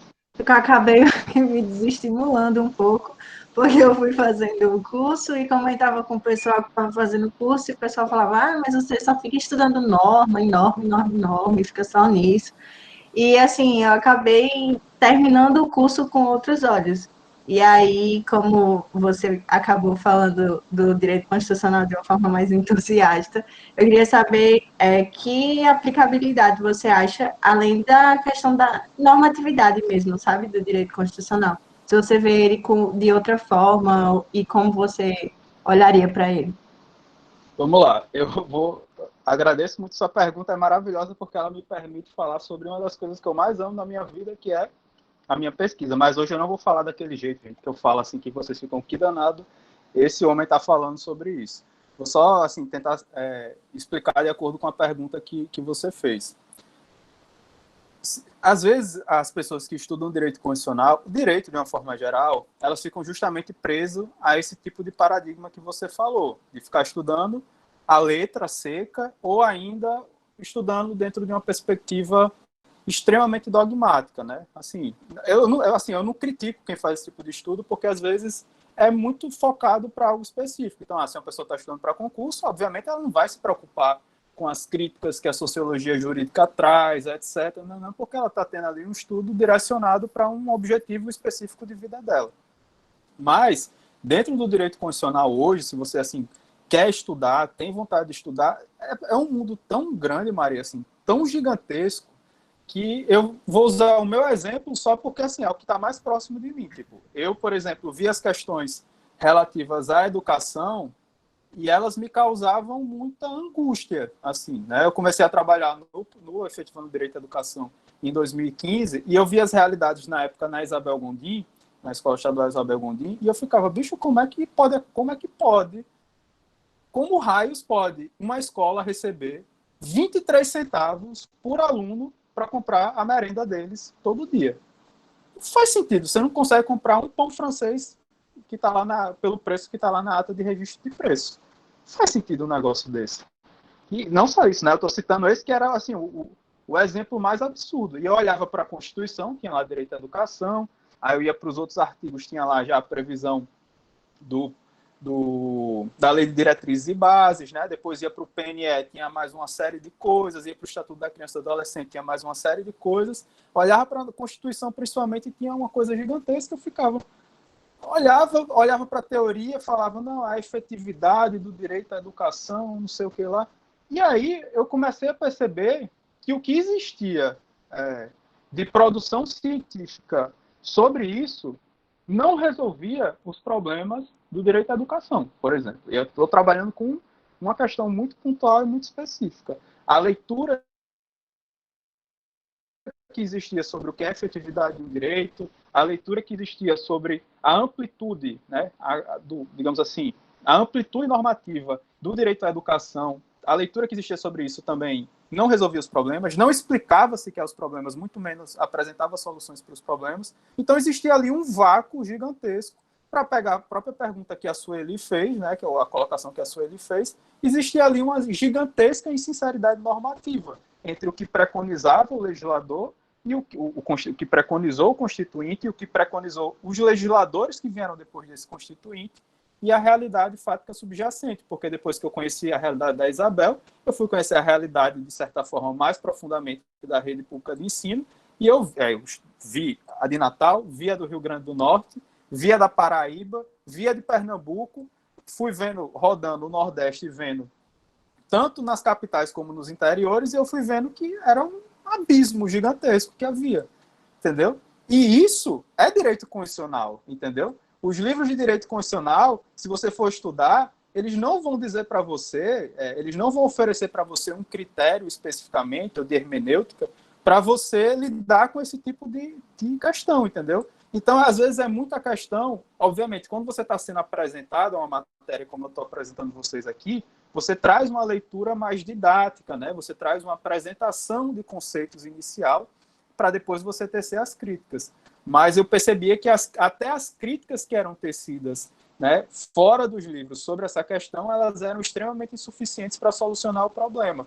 Então, e assim, isso existe no direito constitucional, mas isso existe, na verdade, em todos os ramos do direito. Isso existe no direito penal, existe no direito administrativo, no direito econômico, no direito processual, alguns campos com mais incidência, outros campos com menor incidência, mas isso existe. Então, existe um mundo gigantesco de coisas a serem estudadas, na verdade, dentro do direito constitucional, saindo dessa perspectiva mais dogmática, normativa, de se prender a saber que o inciso 54 do artigo 5º preconiza a garantia fundamental eu sinceramente não sei, eu tenho que abrir aqui a Constituição e falar para você. Mas tem gente que sabe decorado, assim, do bater um por um. Eu acho que esse tipo de conhecimento do direito constitucional, ele não, assim, ele é importante para algumas finalidades, mas ele não esgota o que de fato é o direito constitucional. O direito constitucional vai muito além disso. Depois que vocês forem apresentados isso, no começo da cadeira de direito constitucional, é importante que vocês continuem aprofundando, porque tem realmente um mar de coisas a serem feitas, digamos assim, e a serem descobertas também nesse campo do direito constitucional. Tem muita coisa mesmo. Muita. Não sei se eu respondi ou se eu me empolguei demais. Pois não, Adriano? Não, o professor estava agora com um sorriso de ponta a ponta, inclusive, e agradecer, porque me trouxe uma esperançazinha que estava um pouco escondida aqui já fazia um tempo. Inclusive, me senti extremamente contentada com sua fala mesmo, porque sua forma de entusiasmo também foi pelo mesmo motivo que a minha, pela educação também, né? Então, eu senti essa vontade realmente, depois de vivenciar essa questão da educação pública, que eu não participei efetivamente, né? Porque eu sempre estudei em escola privada, mas, pelo menos aqui no interior, eu sempre fui daquelas bem... eu gostava de participar de tudo, então, se a escola era aberta, eu ia para a escola, mesmo que tivesse férias. Eu acabei tendo essa experiência e eu vi que a minha realidade era totalmente diferente da de outras pessoas, e fiquei assim, revoltada mesmo, com o mesmo sentimento que você sentiu. Então, me senti extremamente contemplada com sua fala. Muito obrigada. Que é isso. Adriano, rapidinho, antes de você falar, só duas coisas. Primeiro, fazer, entre aspas, o meu jabá, no sentido de que fiquem atentos, eventualmente, quando efetivando direito à educação, abrir as inscrições, né? Acho que não vai abrir agora, mas quem sabe próximo semestre, façam os processos seletivos. É um projeto de extensão sensacional. Eu posso falar isso, eu amo, na verdade, a extensão do curso de Direito da FRN toda, mas é com certeza um dos projetos que mais, assim, onde eu mais entendi a importância da extensão propriamente, que é uma categoria que eu estudo hoje eu estudo sobre extensão, e eu acho que é um projeto, assim, incrível. E dois, eu fico muito feliz você falando que eu estou falando com entusiasmo, porque o que acontece, gente, só para explicar para vocês, eu tenho, assim, muitas críticas, às vezes eu até tento controlar um pouco ao direito de uma forma geral, hoje em dia, por termos de formação mesmo, assim, de leitura que eu faço de marco teórico. Mas eu ainda acredito, se eu não acreditasse no direito, ou em todas as coisas que eu estou falando aqui para vocês, eu jamais falaria desse jeito. Então, às vezes eu vou, assim, bater um pouquinho, mas saibam que é com carinho, para que, inclusive, lá na frente vocês não se frustrem, né? Que eu não apresente aqui uma coisa que, na verdade, não corresponda ao que existe no mundo concreto. Mas fico feliz que, pelo menos, eu estou conseguindo passar isso para vocês com muito entusiasmo. Vou continuar com toda a certeza desse jeito. Adriano? Opa, primeiro eu compartilho bastante do posicionamento de Maria, que eu me senti representado na fala do senhor. E eu paguei condicionar a minha dúvida, mais uma curiosidade mesmo. Eu queria saber de você e de Morton, do senhor e de Morton. Morton faz muito tempo que fez o exame da ordem, acho que nem chamava assim, mas... Eita! Chamou de velho. Não existia nem OAB na época, né? Mas eu acho que vocês podem tirar essa dúvida. A matéria de Constitucional 1 e Constitucional 2 foi a matéria que eu mais gostei no curso de Direito até agora, por isso que eu paguei. E porque eu tinha pago a introdução assim, né? Dessa forma. Não, mas é sério, eu gosto muito dessa aula e eu me sinto mal por não estar entregando, que eu podia estar entregando, que eu tenho que pagar muita matéria para botar o curso em dia. Mas eu vendo os dados da OAB, a OAB em números pela FGV postados, eu sempre vejo que constitucional, na segunda fase, é a prova que mais tem porcentagem de aproveitamento. Acho que são 28%, sendo que a segunda seria civil, com 22%, algo assim, e empresarial bem baixinho. E eu queria saber de vocês, por que vocês acham que o constitucional tem tanto aproveitamento? Tipo, as pessoas que fazem normalmente passam mesmo. Bom, eu acho que eu vou começar, depois Morton pode complementar. Isso, Adriano, é muito sazonal, entendeu? Na minha época, por exemplo, que não faz muito tempo, tá certo? Não muito, mas algum tempo já faz. Na minha época, a prova que tinha melhor aproveitamento era direito administrativo. Então, muita gente começou a correr para direito administrativo. E é o que aconteceu, a prova de direito administrativo ficou muito difícil. Antes, a prova que as pessoas corriam mais para fazer era de direito do trabalho. O que aconteceu? Porque direito do trabalho, principalmente segunda fase, você tem um número pequeno de peças que pode fazer. E a OAB, ela tem uma questão assim, se você erra o nome da peça, se era um mandado de segurança e você bota que era uma ação popular, você perdeu a questão e automaticamente você está reprovado, entendeu? Então, muita gente corria para trabalho porque trabalho só tem, basicamente, reclamação trabalhista e os recursos, né? É um RT, ou os recursos, ou ações muito pontuais que a OAB termina não explorando. Então, a prova de trabalho ficou muito difícil. Aí foi para a galera para administrativo, ficou difícil. Aí vai para não sei o que lá, fica difícil. Então, posso ser que daqui, eu não sei quanto tempo falta para você se formar, mas daqui até você fazer a sua OAB, de repente, constitucional também se torna uma prova mais difícil, digamos assim, porque é uma questão sazonal. Acho que a banca, ela termina tentando evitar que as pessoas corram para alguma área específica, entendeu? Então, ela vai modulando, digamos assim, a dificuldade, e as pessoas vão mapeando, os cursinhos vão mapeando, de certa forma, e dando as sugestões dele. Se você tem afinidade com tal matéria, entre essas 3 matérias, vá para essa, porque a banca tem uma mão mais suave na hora de fazer a correção, entende? Tirando empresarial, porque empresarial, como eu disse, é aquela coisa, ame ou odeie. Então, empresarial é uma prova também que é muito desse jeito, assim, ou você vai muito bem ou você vai muito mal. Eu conheço gente que ama empresarial, faz a segunda fase empresarial e não conseguiu passar na primeira tentativa, entendeu? Então, assim, é uma coisa muito, muito realmente, assim, de quem está ali vivendo, acompanhando, quem vive disso, os cursinhos que vivem, que sabem orientar, assim, tipo, tipo assim, essa prova está mais fácil agora, mas eu acho que essa questão do sucesso está muito mais relacionado com a postura da banca no momento da correção do que propriamente da afinidade ou do grau de conhecimento que as pessoas têm sobre o direito constitucional, entendeu? Ao se formar em direito. Entendi. E Morton? Mas concordo plenamente com o professor Ângelo. Na verdade, o que a gente... assim, na minha época da OAB, que existia, né? Ordem, inclusive, esse nome, eu também fui muito pragmático. Eu via que assim, não tinha afinidade nenhuma com o trabalho, então me fizesse botar qualquer coisa no meu trabalho. Eu fui fazer tributário porque o número de peças era menor. Então, assim, hoje eu odeio tributário, não gosto e tal, mas, enfim, a gente às vezes tem que ir para um lado pragmático também. Agora, sem dúvida alguma, talvez constitucional, até pelo que o professor Ângelo falou, a gente vê as disciplinas de constitucional especificamente, mas quando vai ver civil, vê constitucional. Quando vai ver tributário, vê constitucional. Quando vai ver administrativo, vê constitucional. Aqui a gente está vendo constitucional, né?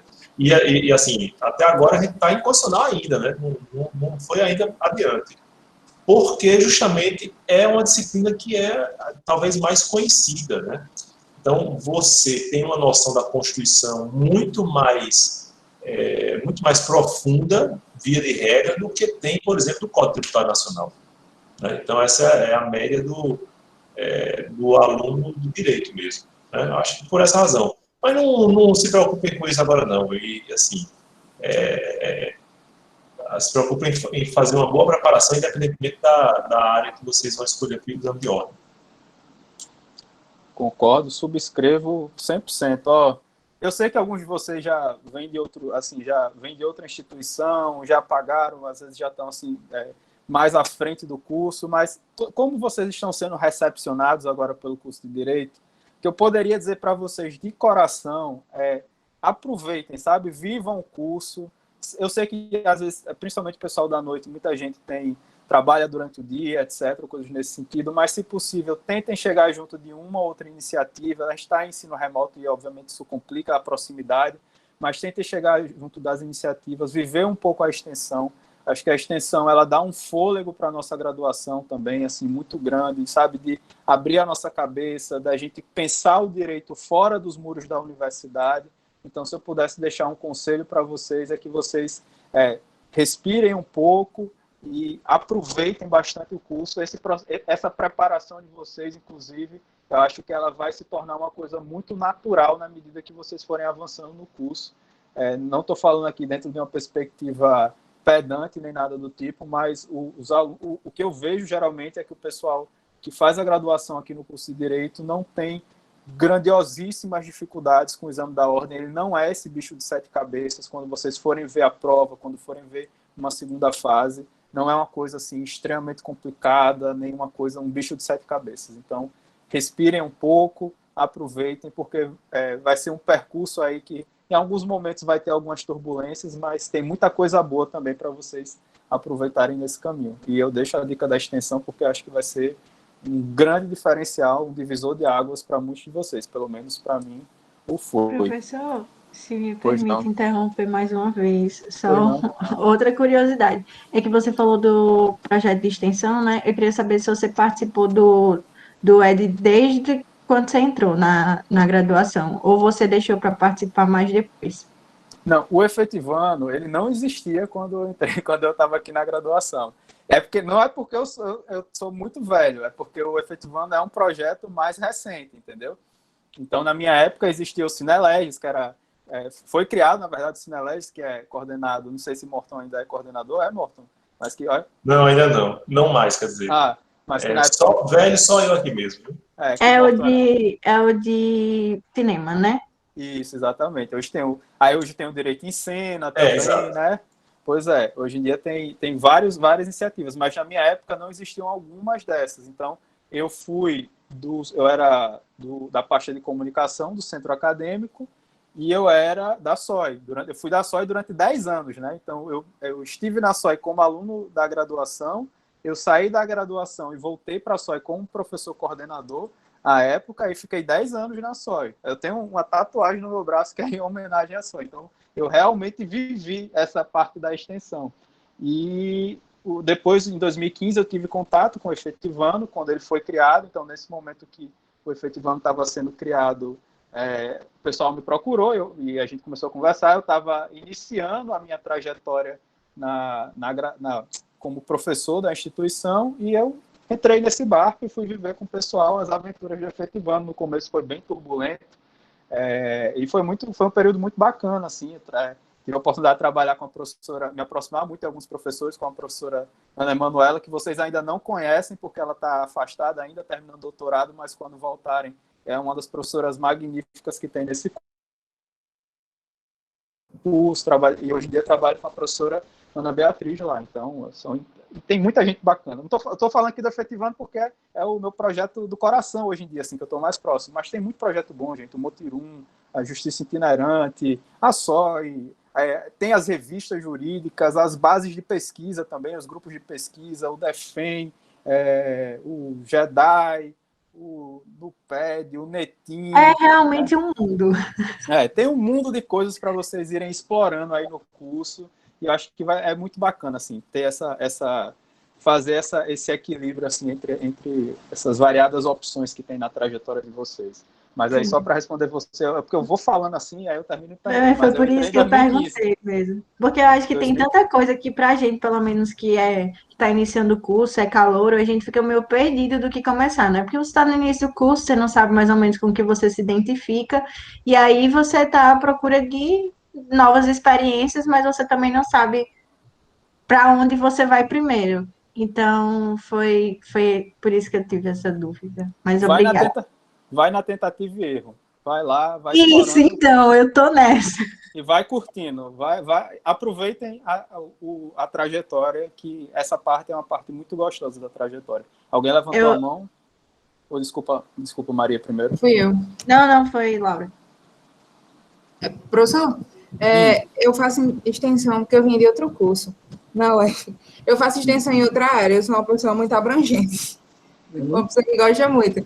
O senhor acha que pode atrapalhar essa situação? Porque, assim, eu gosto muito de antropologia. Dentro da outra graduação que eu estava, que era enfermagem, eu não conseguia me sentir atraída por nenhuma extensão da saúde que eu via ali. Também nem procurava tanto. E quando eu tive contato com antropologia, aí eu, caramba, me encontrei aqui e foi porque eu persisti ainda, né?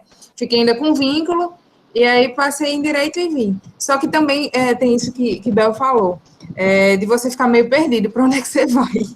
Porque eu achei que são muito bons, assim, os programas de extensão, mas eu fico com medo de estar perdida. Aí, às vezes, eu me sinto muito à parte do grupo do curso de Direito, porque eu fico assistindo aula, fazendo as atividades e as provas, mas minha extensão, o meu trabalho em casa é com antropologia, sabe? É outro mundo. Aí eu queria saber se isso atrapalha ou, sei lá. Não, vou falar duas coisas e eu aproveito e já jogo aqui para a gente, para o direito administrativo, porque sua pergunta foi muito boa para isso, inclusive. Eu acho que fazer extensão em outras áreas não é um problema. O Motirum, só para citar um exemplo, um programa que assim, tem muitas pessoas do curso, ele tem muitos professores de outros departamentos coordenando os núcleos. Então, por exemplo, o penitenciário, ele é coordenado, acredito eu, não sei hoje em dia, mas até pouco tempo atrás, por Cláudio, que é um professor do Departamento de Gestão de Políticas Públicas, né? O Infanto, que é o que trabalhava com os adolescentes que estão cumprindo medida socioeducativa, ele também era coordenado por Rodrigo, se eu não estou enganado, que é um professor de ciência política que é vinculado ao departamento, ao curso de ciências sociais. Então, fazer extensão fora do curso, eu não considero que seja uma coisa ruim, pelo contrário, eu acho que manter esse contato é fundamental. Na verdade, a gente precisa disso no direito. Assim, o direito ele precisa justamente ter essa interlocução e essa aproximação, né, com as outras áreas de saber, com os outros cursos da universidade, né? Porque muitas vezes a gente termina ficando muito ilhado ali no setor 1, fisicamente, quando a gente está, e a universidade é o mundo, é justamente isso que eu assim, quero que vocês entendam. É para vocês viverem a universidade, aquele espaço da universidade que eu morro de saudade. Estou há 1 ano sem pisar na universidade, eu morro de saudade, porque, olha, é a coisa mais, energia mais incrível assim, que existe da universidade. Então, primeiramente, eu acho que não é um problema. E 2, eu sei que todos vocês, todas e todos vocês devem ter muitas angústias no sentido de, meu Deus do céu, por isso que eu fiz a pergunta no começo da aula. O que é que eu vou gostar no direito? O que é que eu não vou gostar? Será que eu vou entrar aqui nesse projeto, sei lá, o Motirum penitenciário, se eu não gostar de direito penal, ou entrar no Infanto, se eu não gostar de direito da criança e do adolescente? Isso daí, gente, vocês obviamente vão aprender parte por tentativa e erro, e 2, quando eu pretendo, pelo menos aqui, deixar vocês com uma ideia do que existe em termos de cada um desses ramos do direito. Vou dar para vocês essa certeza? Não. Essa certeza vocês vão ter na medida que vocês forem vivendo esse direito, ou esse ramo do direito, ou tendo contato em como ele funciona na prática, porque muitas vezes, por mais que a gente traga a leitura mais crítica possível para dentro da sala de aula, no contato, na vivência mesmo, que você realmente percebe se é uma coisa que você tem afinidade ou não. Só para fechar e partir aqui para o direito administrativo e deixar talvez mais claro para você, Laura, e para o restante do pessoal, eu falei para vocês que no meu primeiro período eu tive uma decepção com o direito penal. O primeiro projeto que eu coordenei como professor coordenador na UFRN foi o Motirum penitenciário. Então eu fui justamente coordenar esse projeto especificamente.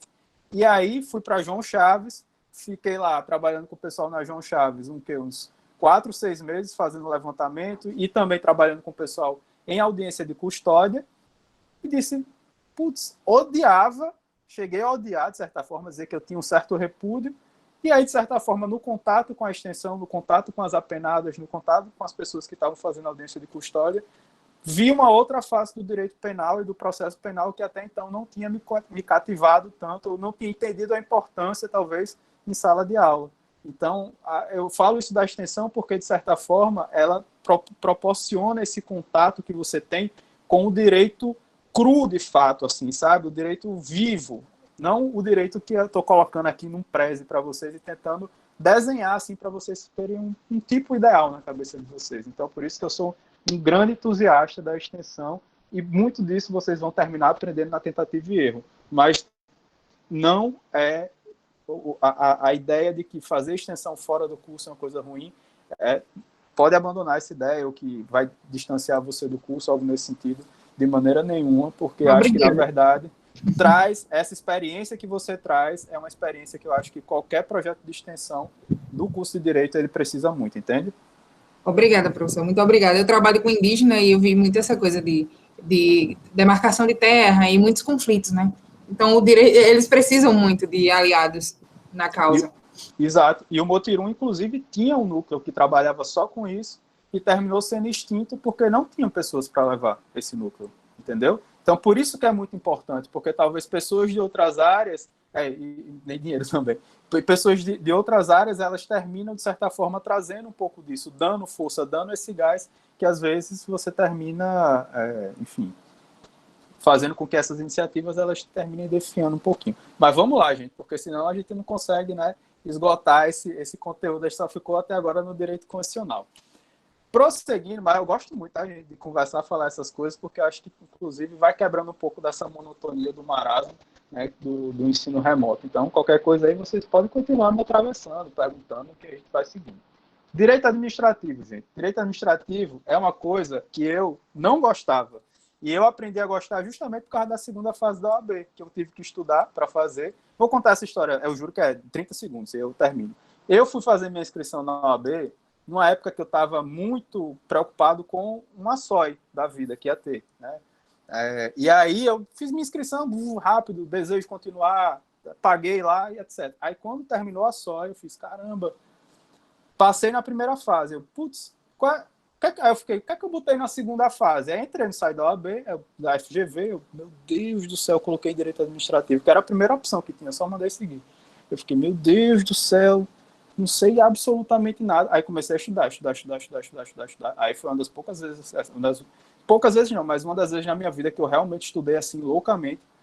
Fiz a segunda fase da OAB, disse, meu Deus do céu, esse conhecimento nunca mais vai servir na minha vida. Um ano depois, uns 2 anos depois, quando Morton e Mariana iam ter João, acho que foi João, né, o primeiro, o primogênito. Isso. Quando Morton e Mariana iam ter João, Mariana precisava se afastar, precisava de alguém para ficar no local dela, dando as aulas de direito administrativo. Disse, professora, eu quero, todo empolgado, olho brilhando, queria ser professor, tinha acabado de passar pelo estágio de docência, entrei como professor colaborador. Qual é a disciplina, Mariana? Ela, Direito Administrativo 2. Bora, fui. E aí todo o conhecimento que eu peguei da segunda fase da OAB, eu trouxe para a sala de aula e me apaixonei pelo Direito Administrativo. Hoje eu sou um grande entusiasta, gosto de Direito Administrativo.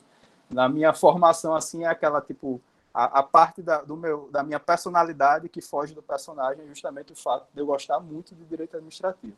O Direito Administrativo é o que vai cuidar, gente. Se o Direito Constitucional é o corpo, digamos assim, do direito, o Direito Administrativo, ele é, assim, os braços, tá ligado? Tipo, as pernas, ele é o movimento que esse corpo vai fazer, porque o Direito Administrativo, ele vai disciplinar toda a atividade do Estado. Então, enquanto o direito constitucional ele chega e dá estrutura,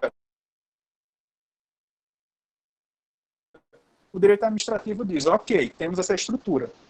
Quando o Estado for agir, quando o Estado for fazer alguma coisa, essas aqui são as balizas principais que devem ser perseguidas pela atuação do Estado. Então, ele vai dizer, basicamente, né, como se organiza, né, o Estado, de uma forma geral, como se dá o regime jurídico-administrativo, né? Ele vai basicamente assim ir moldando, né, o caminho que deve ser seguido pelo Estado na persecução de uma coisa que se chama interesse público. Ou seja, o Estado, a função última do Estado é alcançar ou tentar concretizar, né, o que ele vai chamar de interesse público, que seria basicamente a soma, a média da soma de todas as nossas vontades enquanto cidadãos do Estado brasileiro. Então, o Estado está ali sempre perseguindo na medida do possível, né? Não dá para atender o gosto de todo mundo, mas a lógica por trás é que ele vai estar perseguindo isso. Então, o direito administrativo ele vai dar um pouco dessas bases, né? Ele vai dizer, olha, o regime jurídico administrativo é esse, o que a gente considera interesse público é tal coisa, Ele vai trazer dois pilares que são importantes, que é a questão da preponderância e da indisponibilidade do interesse público. Quer um exemplo muito básico? Vocês estão andando na rua, de carro, ou de ônibus, ou de qualquer coisa, mas numa rua, que está sinalizada. Chegou no sinal, está vermelho, você para. Por que você para no sinal que está vermelho? É uma pergunta meio retórica, assim, meio boba. Não acho que não sempre são assim, ligar o microfone só para responder isso. Mas você para porque, se você seguir naquele exato momento, existe uma grande possibilidade que algum carro venha no outro sentido e bata em você. O sinal está dizendo pare. Isso daí, gente, é o Estado. É o Estado que está falando para você parar. Entendeu? Então, ele tenta, de certa forma, organizar essa vida em sociedade, tanto para o que ele, Estado, vai fazer, como, de certa forma, o que a gente vai fazer de forma a que a gente viva de uma maneira mais harmoniosa. Esse é o típico exemplo que eu dei do exercício do poder de polícia do Estado, né? Que ele vai ali determinando, né? A gente lê poder de polícia, a gente pensa logo na Polícia Federal, né? No guarda, não sei o que lá, alguma coisa assim, mas o poder de polícia é esse poder que é dado para o Estado. O Estado, ele tem, numa visão bem weberiana, né? Ele tem o monopólio do exercício da violência. A gente pode fazer uma releitura disso dizendo, olha, o Estado tem o monopólio do poder, do exercício do poder em última instância. A última palavra, quando se trata de garantir o interesse público, sempre vai ser do Estado. Então, é importante que tenha um ramo do direito que estabeleça, de certa forma, limites para o Estado para que ele não extrapole, né, aquilo que ele tem que fazer para que ele, de certa forma, assegure que todas e todos tenham seus interesses tutelados e garantidos, né? E, além disso, o direito administrativo, assim, mais materialmente, ele vai cuidar dos serviços públicos, né? Então, transporte, o lixo, o carro de lixo que passa na sua porta, coletando lixo, todos os serviços públicos que existem, você estuda dentro do direito administrativo. Quem aqui quer ser concurseiro, gente? Direito administrativo 2 é, assim, o prato, né? A base de quem vai fazer concurso público, assim, principalmente para a esfera federal, porque vocês vão estudar toda a parte de agentes públicos, né? Então, se você quer ser estatutário, ou seja, se você quer ser um servidor público, um agente público, você vai ali estudar a Lei 8.112, né? Vai entender como é o vínculo, estabilidade, remuneração, etc. Tudo isso você estuda lá em Direito Administrativo 2, parte de licitações, a parte de bens públicos, vocês também estudam em Direito Administrativo, a responsabilidade civil pública também. Estou andando na rua, caí no bueiro. Quem é que responde? Quebrei a perna. E aí? Quem é que responde por isso? É o Estado? Como é que o Estado responde nesse caso? E tem casos e mais casos, né? Tipo, tem um exemplo que um professor dá na aula dessa de cursinho, que é um cara que construiu um hotel no interior, e aí, 6 meses depois, construíram um cemitério na frente do hotel, e o hotel faliu, porque ninguém mais queria ir para o hotel do cara, porque achava que tinha alma penada lá dentro, essas coisas. Nesse caso, o Estado que construiu o cemitério tem responsabilidade ou não tem responsabilidade? Então, assim, existe um mundo gigantesco de coisas também para se estudar dentro do direito administrativo. Como eu falei para vocês, o direito administrativo ele decorre muito do direito constitucional. A estrutura, assim, o cerne do direito administrativo, o coração, está no artigo 37 da Constituição. Então, depois, mais tarde, quando vocês saírem aqui da aula, depois da prova do líder e tal, quem souber quem vai ser o novo líder do Big Brother, depois queria escutar as impressões de vocês sobre a chegada de Carla na casa, se vocês gostaram, acharam que foi entretenimento ou se não foi. Mas, depois que passar tudo isso, vocês vão lá na Constituição e no artigo 37. E lá tem disciplinado, basicamente, né, as principais balizas do que vocês vão terminar estudando dentro do direito administrativo. Que, falando assim, pode não parecer talvez tão interessante, mas como eu falei para vocês, é muito legal. Tem muita coisa boa, muita discussão bacana para se fazer dentro do direito administrativo. Inclusive, César, você que falou que estava pensando ali em constitucional, tributário e tal, parte de gestão, talvez direito administrativo 2 seja uma coisa que chame sua atenção. Ainda tem o direito administrativo 3, que vai cuidar da parte de controle. É só falar de Big Brother, é engraçado, né? Todo mundo começa a comentar no chat. Eu acho isso fenomenal. Professor? Pois não, diga, Lucas. Eu tenho uma dúvida. Qual a diferença entre direito administrativo e constitucional? Eles são um pouco próximos, né? Os dois? Isso. Mas o direito constitucional, ele vai cuidar de realmente, assim, dizer quais são as estruturas do Estado, entende? De certa forma, assim, dizer, o Estado brasileiro, os poderes no Estado brasileiro são o poder judiciário, o poder legislativo, o poder executivo, a forma de regime, o Brasil se compõe numa federação, nós temos um presidencialismo, sabe? O direito constitucional ele vai dando essas estruturas mais macro, de certa forma, e também, por via reflexa, também vai cuidando um pouquinho dessa parte de garantias fundamentais, etc. O direito administrativo ele já cuida muito mais da relação da própria atividade do Estado em si. Então, é a relação do Estado, muitas vezes, da sua atuação e dos limites que ele vai encontrar, inclusive, em relação àqueles direitos e deveres que a Constituição estabelece aos cidadãos, de uma forma geral, entende?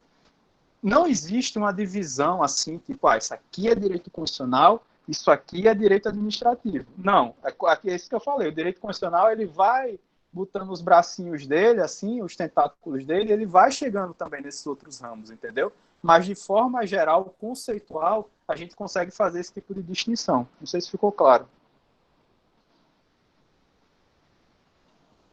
Lucas? Ficou, sim, mais ou menos claro o que seria. Mais ou pelo menos. Pelo que eu entendi, o direito constitucional, ele estrutura o Estado, né? Tipo, separa, segundo as regras de Montesquieu, né?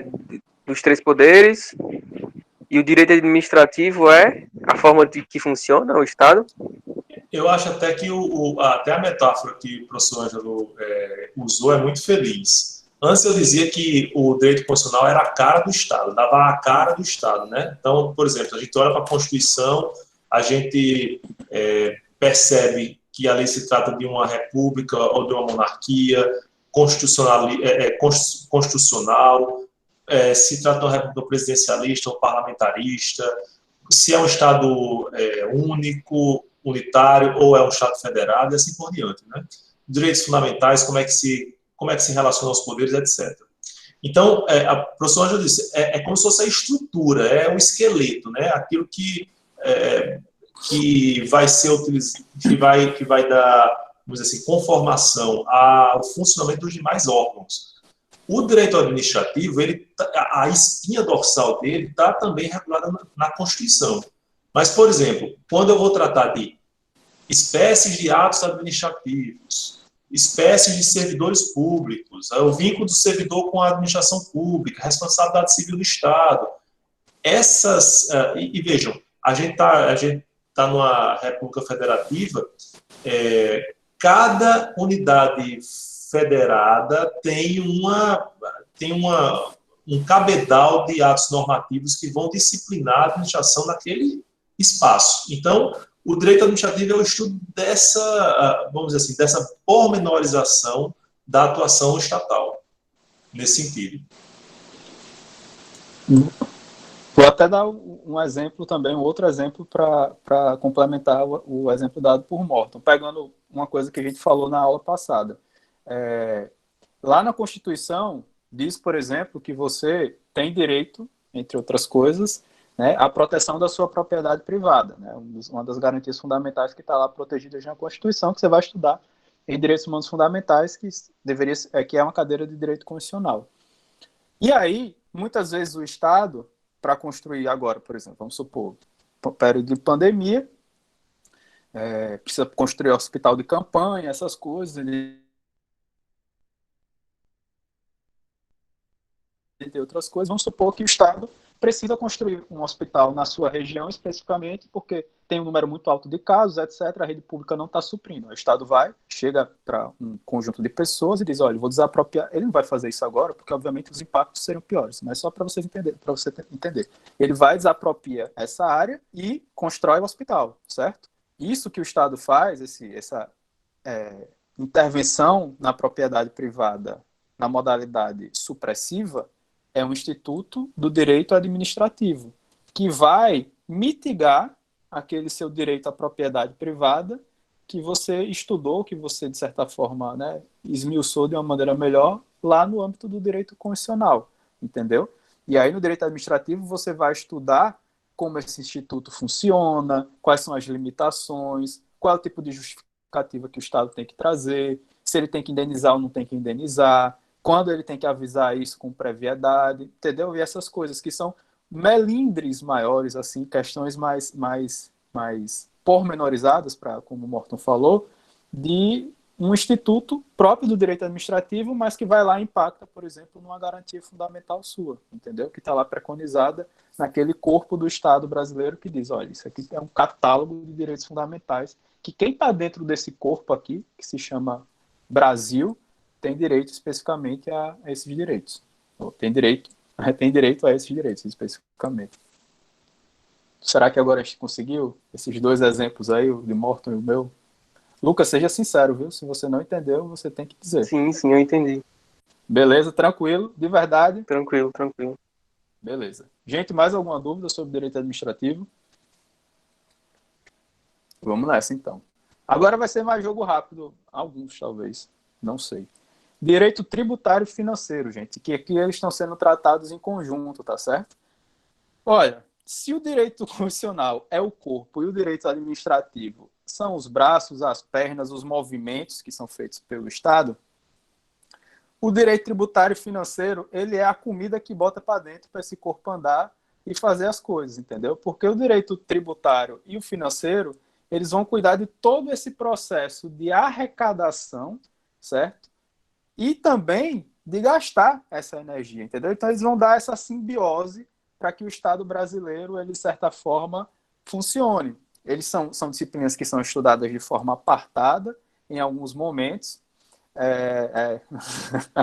Eles são institutos que são estudados de maneira separada, pelo menos aqui no curso de Direito da UFRN, eles são separados, então vocês estudam tributário, é uma disciplina obrigatória, e Direito Financeiro é uma disciplina optativa, mas eu acho que quase todo mundo paga. Eu lembro que eu paguei e minha turma inteira pagou, inclusive na época. Você pode pagar, salvo engano, inclusive logo nos primeiros períodos aí, fica de sugestão para vocês, 60 horas, salvo engano. E aí, o que é que, assim, para a gente especificar, né, para não ficar só nessa analogia aí do corpo humano. O direito tributário, ele vai cuidar de toda a parte de arrecadação e também da fiscalização desse processo de arrecadação, né? Então, vocês, acredito eu, já tiveram contato minimamente com o direito tributário. Quem não é mais dependente do pai e da mãe já deve ter feito, a depender da fonte de renda, algum tipo de declaração, mesmo que para efeitos meramente fiscais, né, de um imposto de renda da vida.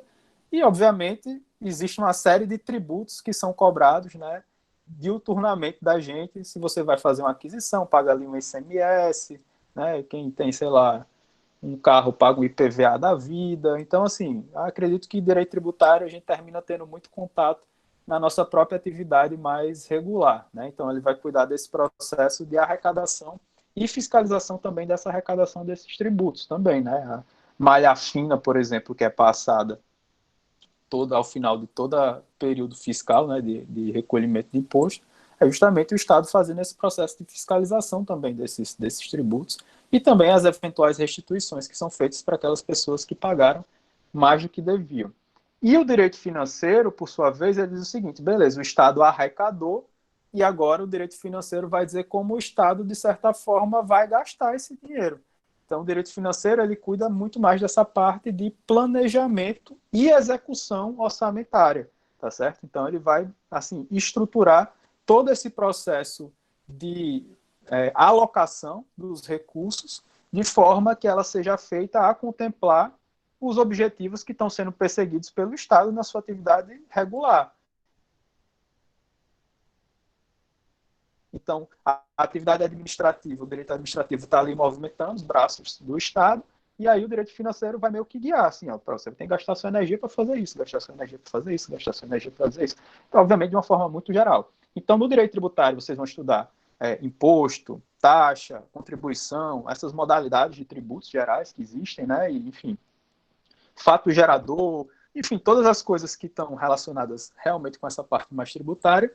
E no direito financeiro, o grande coração são as ditas leis orçamentárias. Não sei se vocês já tiveram contato com essas siglas, mas a PPA, a LDO e a LOA, né, o Plano Plurianual a Lei de Diretrizes Orçamentárias e a Lei Orçamentária Anual, que são basicamente 4 legislações, mas que funcionam de maneira coordenada, ou de certa forma coordenada, justamente indicando como o Estado, né, pretende, né, ao menos hipoteticamente, né, despender esses recursos que foram arrecadados ou recebidos também por outros meios, mas sobretudo arrecadados pela via da arrecadação tributária do Estado. Tranquilo? Pode passar? Qualquer coisa, vocês levantam a mão aí, tá, gente? Sim, professor, pode passar. E aí nós chegamos no direito processual. Esse aqui a gente tem que estudar com cuidado no Brasil, porque processo no Brasil hoje em dia é uma questão importante, muito importante.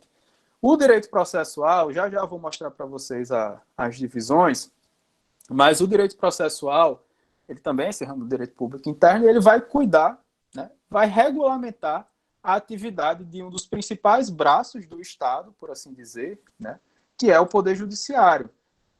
E aí, dentro do direito processual, vocês vão estudar toda a parte de organização judiciária, a parte dos tribunais, jurisdição, execução, recursos, ação, processo, sentença. Então, tanto a concepção mais teórica que existe por trás do processo, né, as motivações, né, que levam ao surgimento desse ramo do direito de forma específica e apartada, que está bem relacionado com a própria lógica de distribuição e aplicação da justiça, como vocês também vão estudar de maneira mais específica como se dá esse processo de aplicação da justiça nas variadíssimas áreas do direito, tá certo? E aí, o direito processual, portanto, eu acho que esse desenhozinho aqui deixa mais claro para vocês, ele se divide dessa forma. Primeiramente, no terceiro período, se eu não estou enganado, vocês vão ter contato com a disciplina chamada TGP, que é a parte de Teoria Geral do Processo. Então, inicialmente, vocês estudam o processo de uma forma mais geral, porque existem coisas do processo que são válidos para o processo, independentemente da matéria que está sendo trabalhada no processo. Seja uma matéria civil, seja uma matéria penal, seja uma matéria trabalhista, existem, por exemplo, princípios que são universalmente aplicáveis a qualquer um tipo de processo que exista. O princípio do juiz natural, por exemplo, é uma coisa que vocês vão estudar em TGP, porque vale para todos os tipos de processo, e depois vocês vão estudar, quando vocês estiverem estudando direito processual, específico de cada uma das áreas também, porque vocês vão ver os princípios específicos e terminam revisando esses princípios gerais. Então, vocês têm uma noção geral do que é o processo. O que danado é jurisdição, o que é competência. Todas essas coisas vocês vão estudando em TGP, em Teoria Geral do Processo. E aí depois vocês vão tendo contato com o direito material, porque vocês estão avançando na graduação, então estão entendendo o que é direito civil, estão começando a entender o que é direito penal, estão entendendo o que é direito trabalhista, e aí vocês vão estudar o direito processual de cada uma dessas matérias. Então, o direito processual civil, o direito processual penal, o direito processual trabalhista. Ângelo, mas por que então não é um processo para a mesma coisa, para cada uma dessas áreas? Porque cada uma dessas áreas, elas tutelam bens que têm natureza bem diversa, né? O direito penal, para citar aqui o exemplo, o direito penal ele lida com objetos, né, ou com sujeitos, ou com questões que são aquelas questões mais caras dentro de uma sociedade, né? O direito penal, vocês vão estudar, é a última ratio dentro de um direito, né? Você só se salvaguarda dele para questões que são questões mais extremas que existem dentro da sociedade. Uma pessoa matou outra, sabe? Uma pessoa foi lá e subtraiu alguma coisa, ou coisas mais que são realmente condutas mais gravosas, em última instância, entre os indivíduos. Então, eu não posso ter um processo penal que tenha de certa forma, principalmente dentro do que existe hoje no processo civil, que obedeça ao mesmo rito e dinâmica que a gente vê no direito civil, que lida com questões que são mais corriqueiras do dia a dia. Uma pessoa não pagou um aluguel, você quer despejar uma pessoa, você comprou um liquidificador, ele veio com defeito, coisas que são muito mais simples. Então, o processo civil, ele é naturalmente, a tendência que se vê é ele ser cada vez mais simplificado, inclusive. Então, você não pode pegar esse modelo de processo e transportar para o processo penal. Então, o processo penal, você vai ver existem distinções, né? Você tem a fase lá do inquérito, depois você tem a fase da instrução, o juiz não pode se comportar na instrução como o delegado lá que está fazendo o inquérito. São questões muito importantes hoje em dia no Brasil que a gente vive, né? Saber essas distinções que existem, né? O que o juiz que está lá na persecução penal, ele pode ou ele não pode fazer, para depois a gente não estar passando vergonha, digamos assim. Ainda né? bem que aqui no Brasil não tem nenhum caso dessa natureza. Tem não tem nem no STF, nem tem no STF. Faz uns 300 anos que a gente não passa por uma vergonha dessa mundial. Enfim, fato é que é muito importante, portanto, que vocês conheçam, inclusive, o funcionamento, né, de cada um desses direitos, né, desses processos, assim por assim dizer, para que, inclusive, a gente entenda as coisas que estão acontecendo no Brasil de uma forma geral, e vocês, obviamente, entendam o trâmite que deve ser obedecido por cada uma dessas ações, né? Uma ação trabalhista, por exemplo, ela é muito mais informal, inclusive até mesmo do que uma ação civil. Se vocês, no dia a dia, depois, quando vocês estiverem trabalhando assim com o processo e tal, quem for trabalhar, vocês vão ver que uma ação trabalhista, uma reclamação trabalhista, quando você chega na parte do direito, é desse tamanho os parágrafos. Você pega uma ação civil, aí o cara do escorço jurídico, aí da ilegitimidade ad causam, bota umas coisas assim em latim, aí 328 ementas, uns 12 autores diferentes falando sobre isso, não sei o que lá. E quando você vai para uma ação trabalhista, tipo, da não devolução da CTPS, da carteira de trabalho e previdência social, aí tem assim, carteira de trabalho não foi assinada, não sei o que lá, conforme acostada nos autos, isso vai violar a norma tal da CLT, por exemplo. Uma citação lá da norma da CLT, pronto, acabou. Outro tópico. Então, o direito trabalhista ele termina ficando muito adstrito, em alguns casos, não estou dizendo todos, mas assim, a parte mais massificada, a uma verba rescisória que foi mal paga, uma apreensão indevida da CTPS, ou coisas nesse sentido. Então, é um direito muito mais informal, assim, né? É tanto que o Código de Processo Civil, que está em vigor hoje, né, que já vem desde 2015, ele deu também uma enxugada e uma simplificada no processo civil, porque ele também tinha algumas amarras nesse sentido. Então, enfim, tudo isso vocês vão estudar quando vocês estiverem estudando cada um desses direitos processuais. Vocês vão estudar o direito processual civil e o direito processual penal. Vocês começam primeiro pelo direito processual civil, vocês já começam a pagar no 4º período, logo depois de pagar TGP, e aí lá para o 6º período, se eu não estou enganado, 5º período, 6º período, vocês começam a pagar direito processual penal. Direito processual civil, vocês pagam 5 cadeiras, vocês vão pagar a primeira parte geral, e que vocês vão ver as tutelas provisórias, é o direito processual civil 1. 2, vocês vão ver toda a parte recursal. 3, vocês vão ver a parte de execução. 4, vocês vão ver os procedimentos especiais que existem. Então, Adriano estava citando o caso dele, por exemplo, da ocupação. Existe uma ação específica, um procedimento especial chamado de ação possessória, que é justamente para você lidar com esses casos de eventuais ocupações, né? O que deve ser feito, etc. Está tudo lá, o procedimento discriminado no CPC. Em processo civil 5, vocês trabalham com o dito processo coletivo, né? Então, são os casos de controle concentrado e constitucionalidade, aquelas ações que são levadas, muitas vezes, para os tribunais superiores, ou não, hoje em dia o juiz de primeiro grau também julga, mas que envolvem demandas mais de caráter coletivo, né? As ações civis públicas, ou os próprios remédios constitucionais que servem também para salvaguardar direitos de coletividades, não só do indivíduo especificamente. Direito processual penal são 2 cadeiras, se eu não estou enganado, direito processual penal 1 e 2, e direito processual trabalhista é uma cadeira que vocês pagam, tá certo? Mas enfim, vocês vão pagar TGP e depois vão pagar essas cadeiras aí de direito processual. E aí vocês vão ver todo esse mundo que está aqui, né? A Mariana Diniz, ela fala só em civil e penal, mas na verdade o direito processual ele pode ir até além dessas aqui que eu coloquei para vocês, mas é porque, por exemplo, o processo administrativo ele tem só umas pequenas peculiaridades, entendeu? Então, eles terminam se salvaguardando de muitas dessas disposições que estão em um desses 3 ramos, digamos assim, do direito processual. Aí vão falar, os constitucionalistas vão dizer, mas tem que falar processo constitucional. Exato. Aí vem o pessoal do tributário, processo tributário, etc, etc. Cada um vai puxando a sardinha para o seu lado.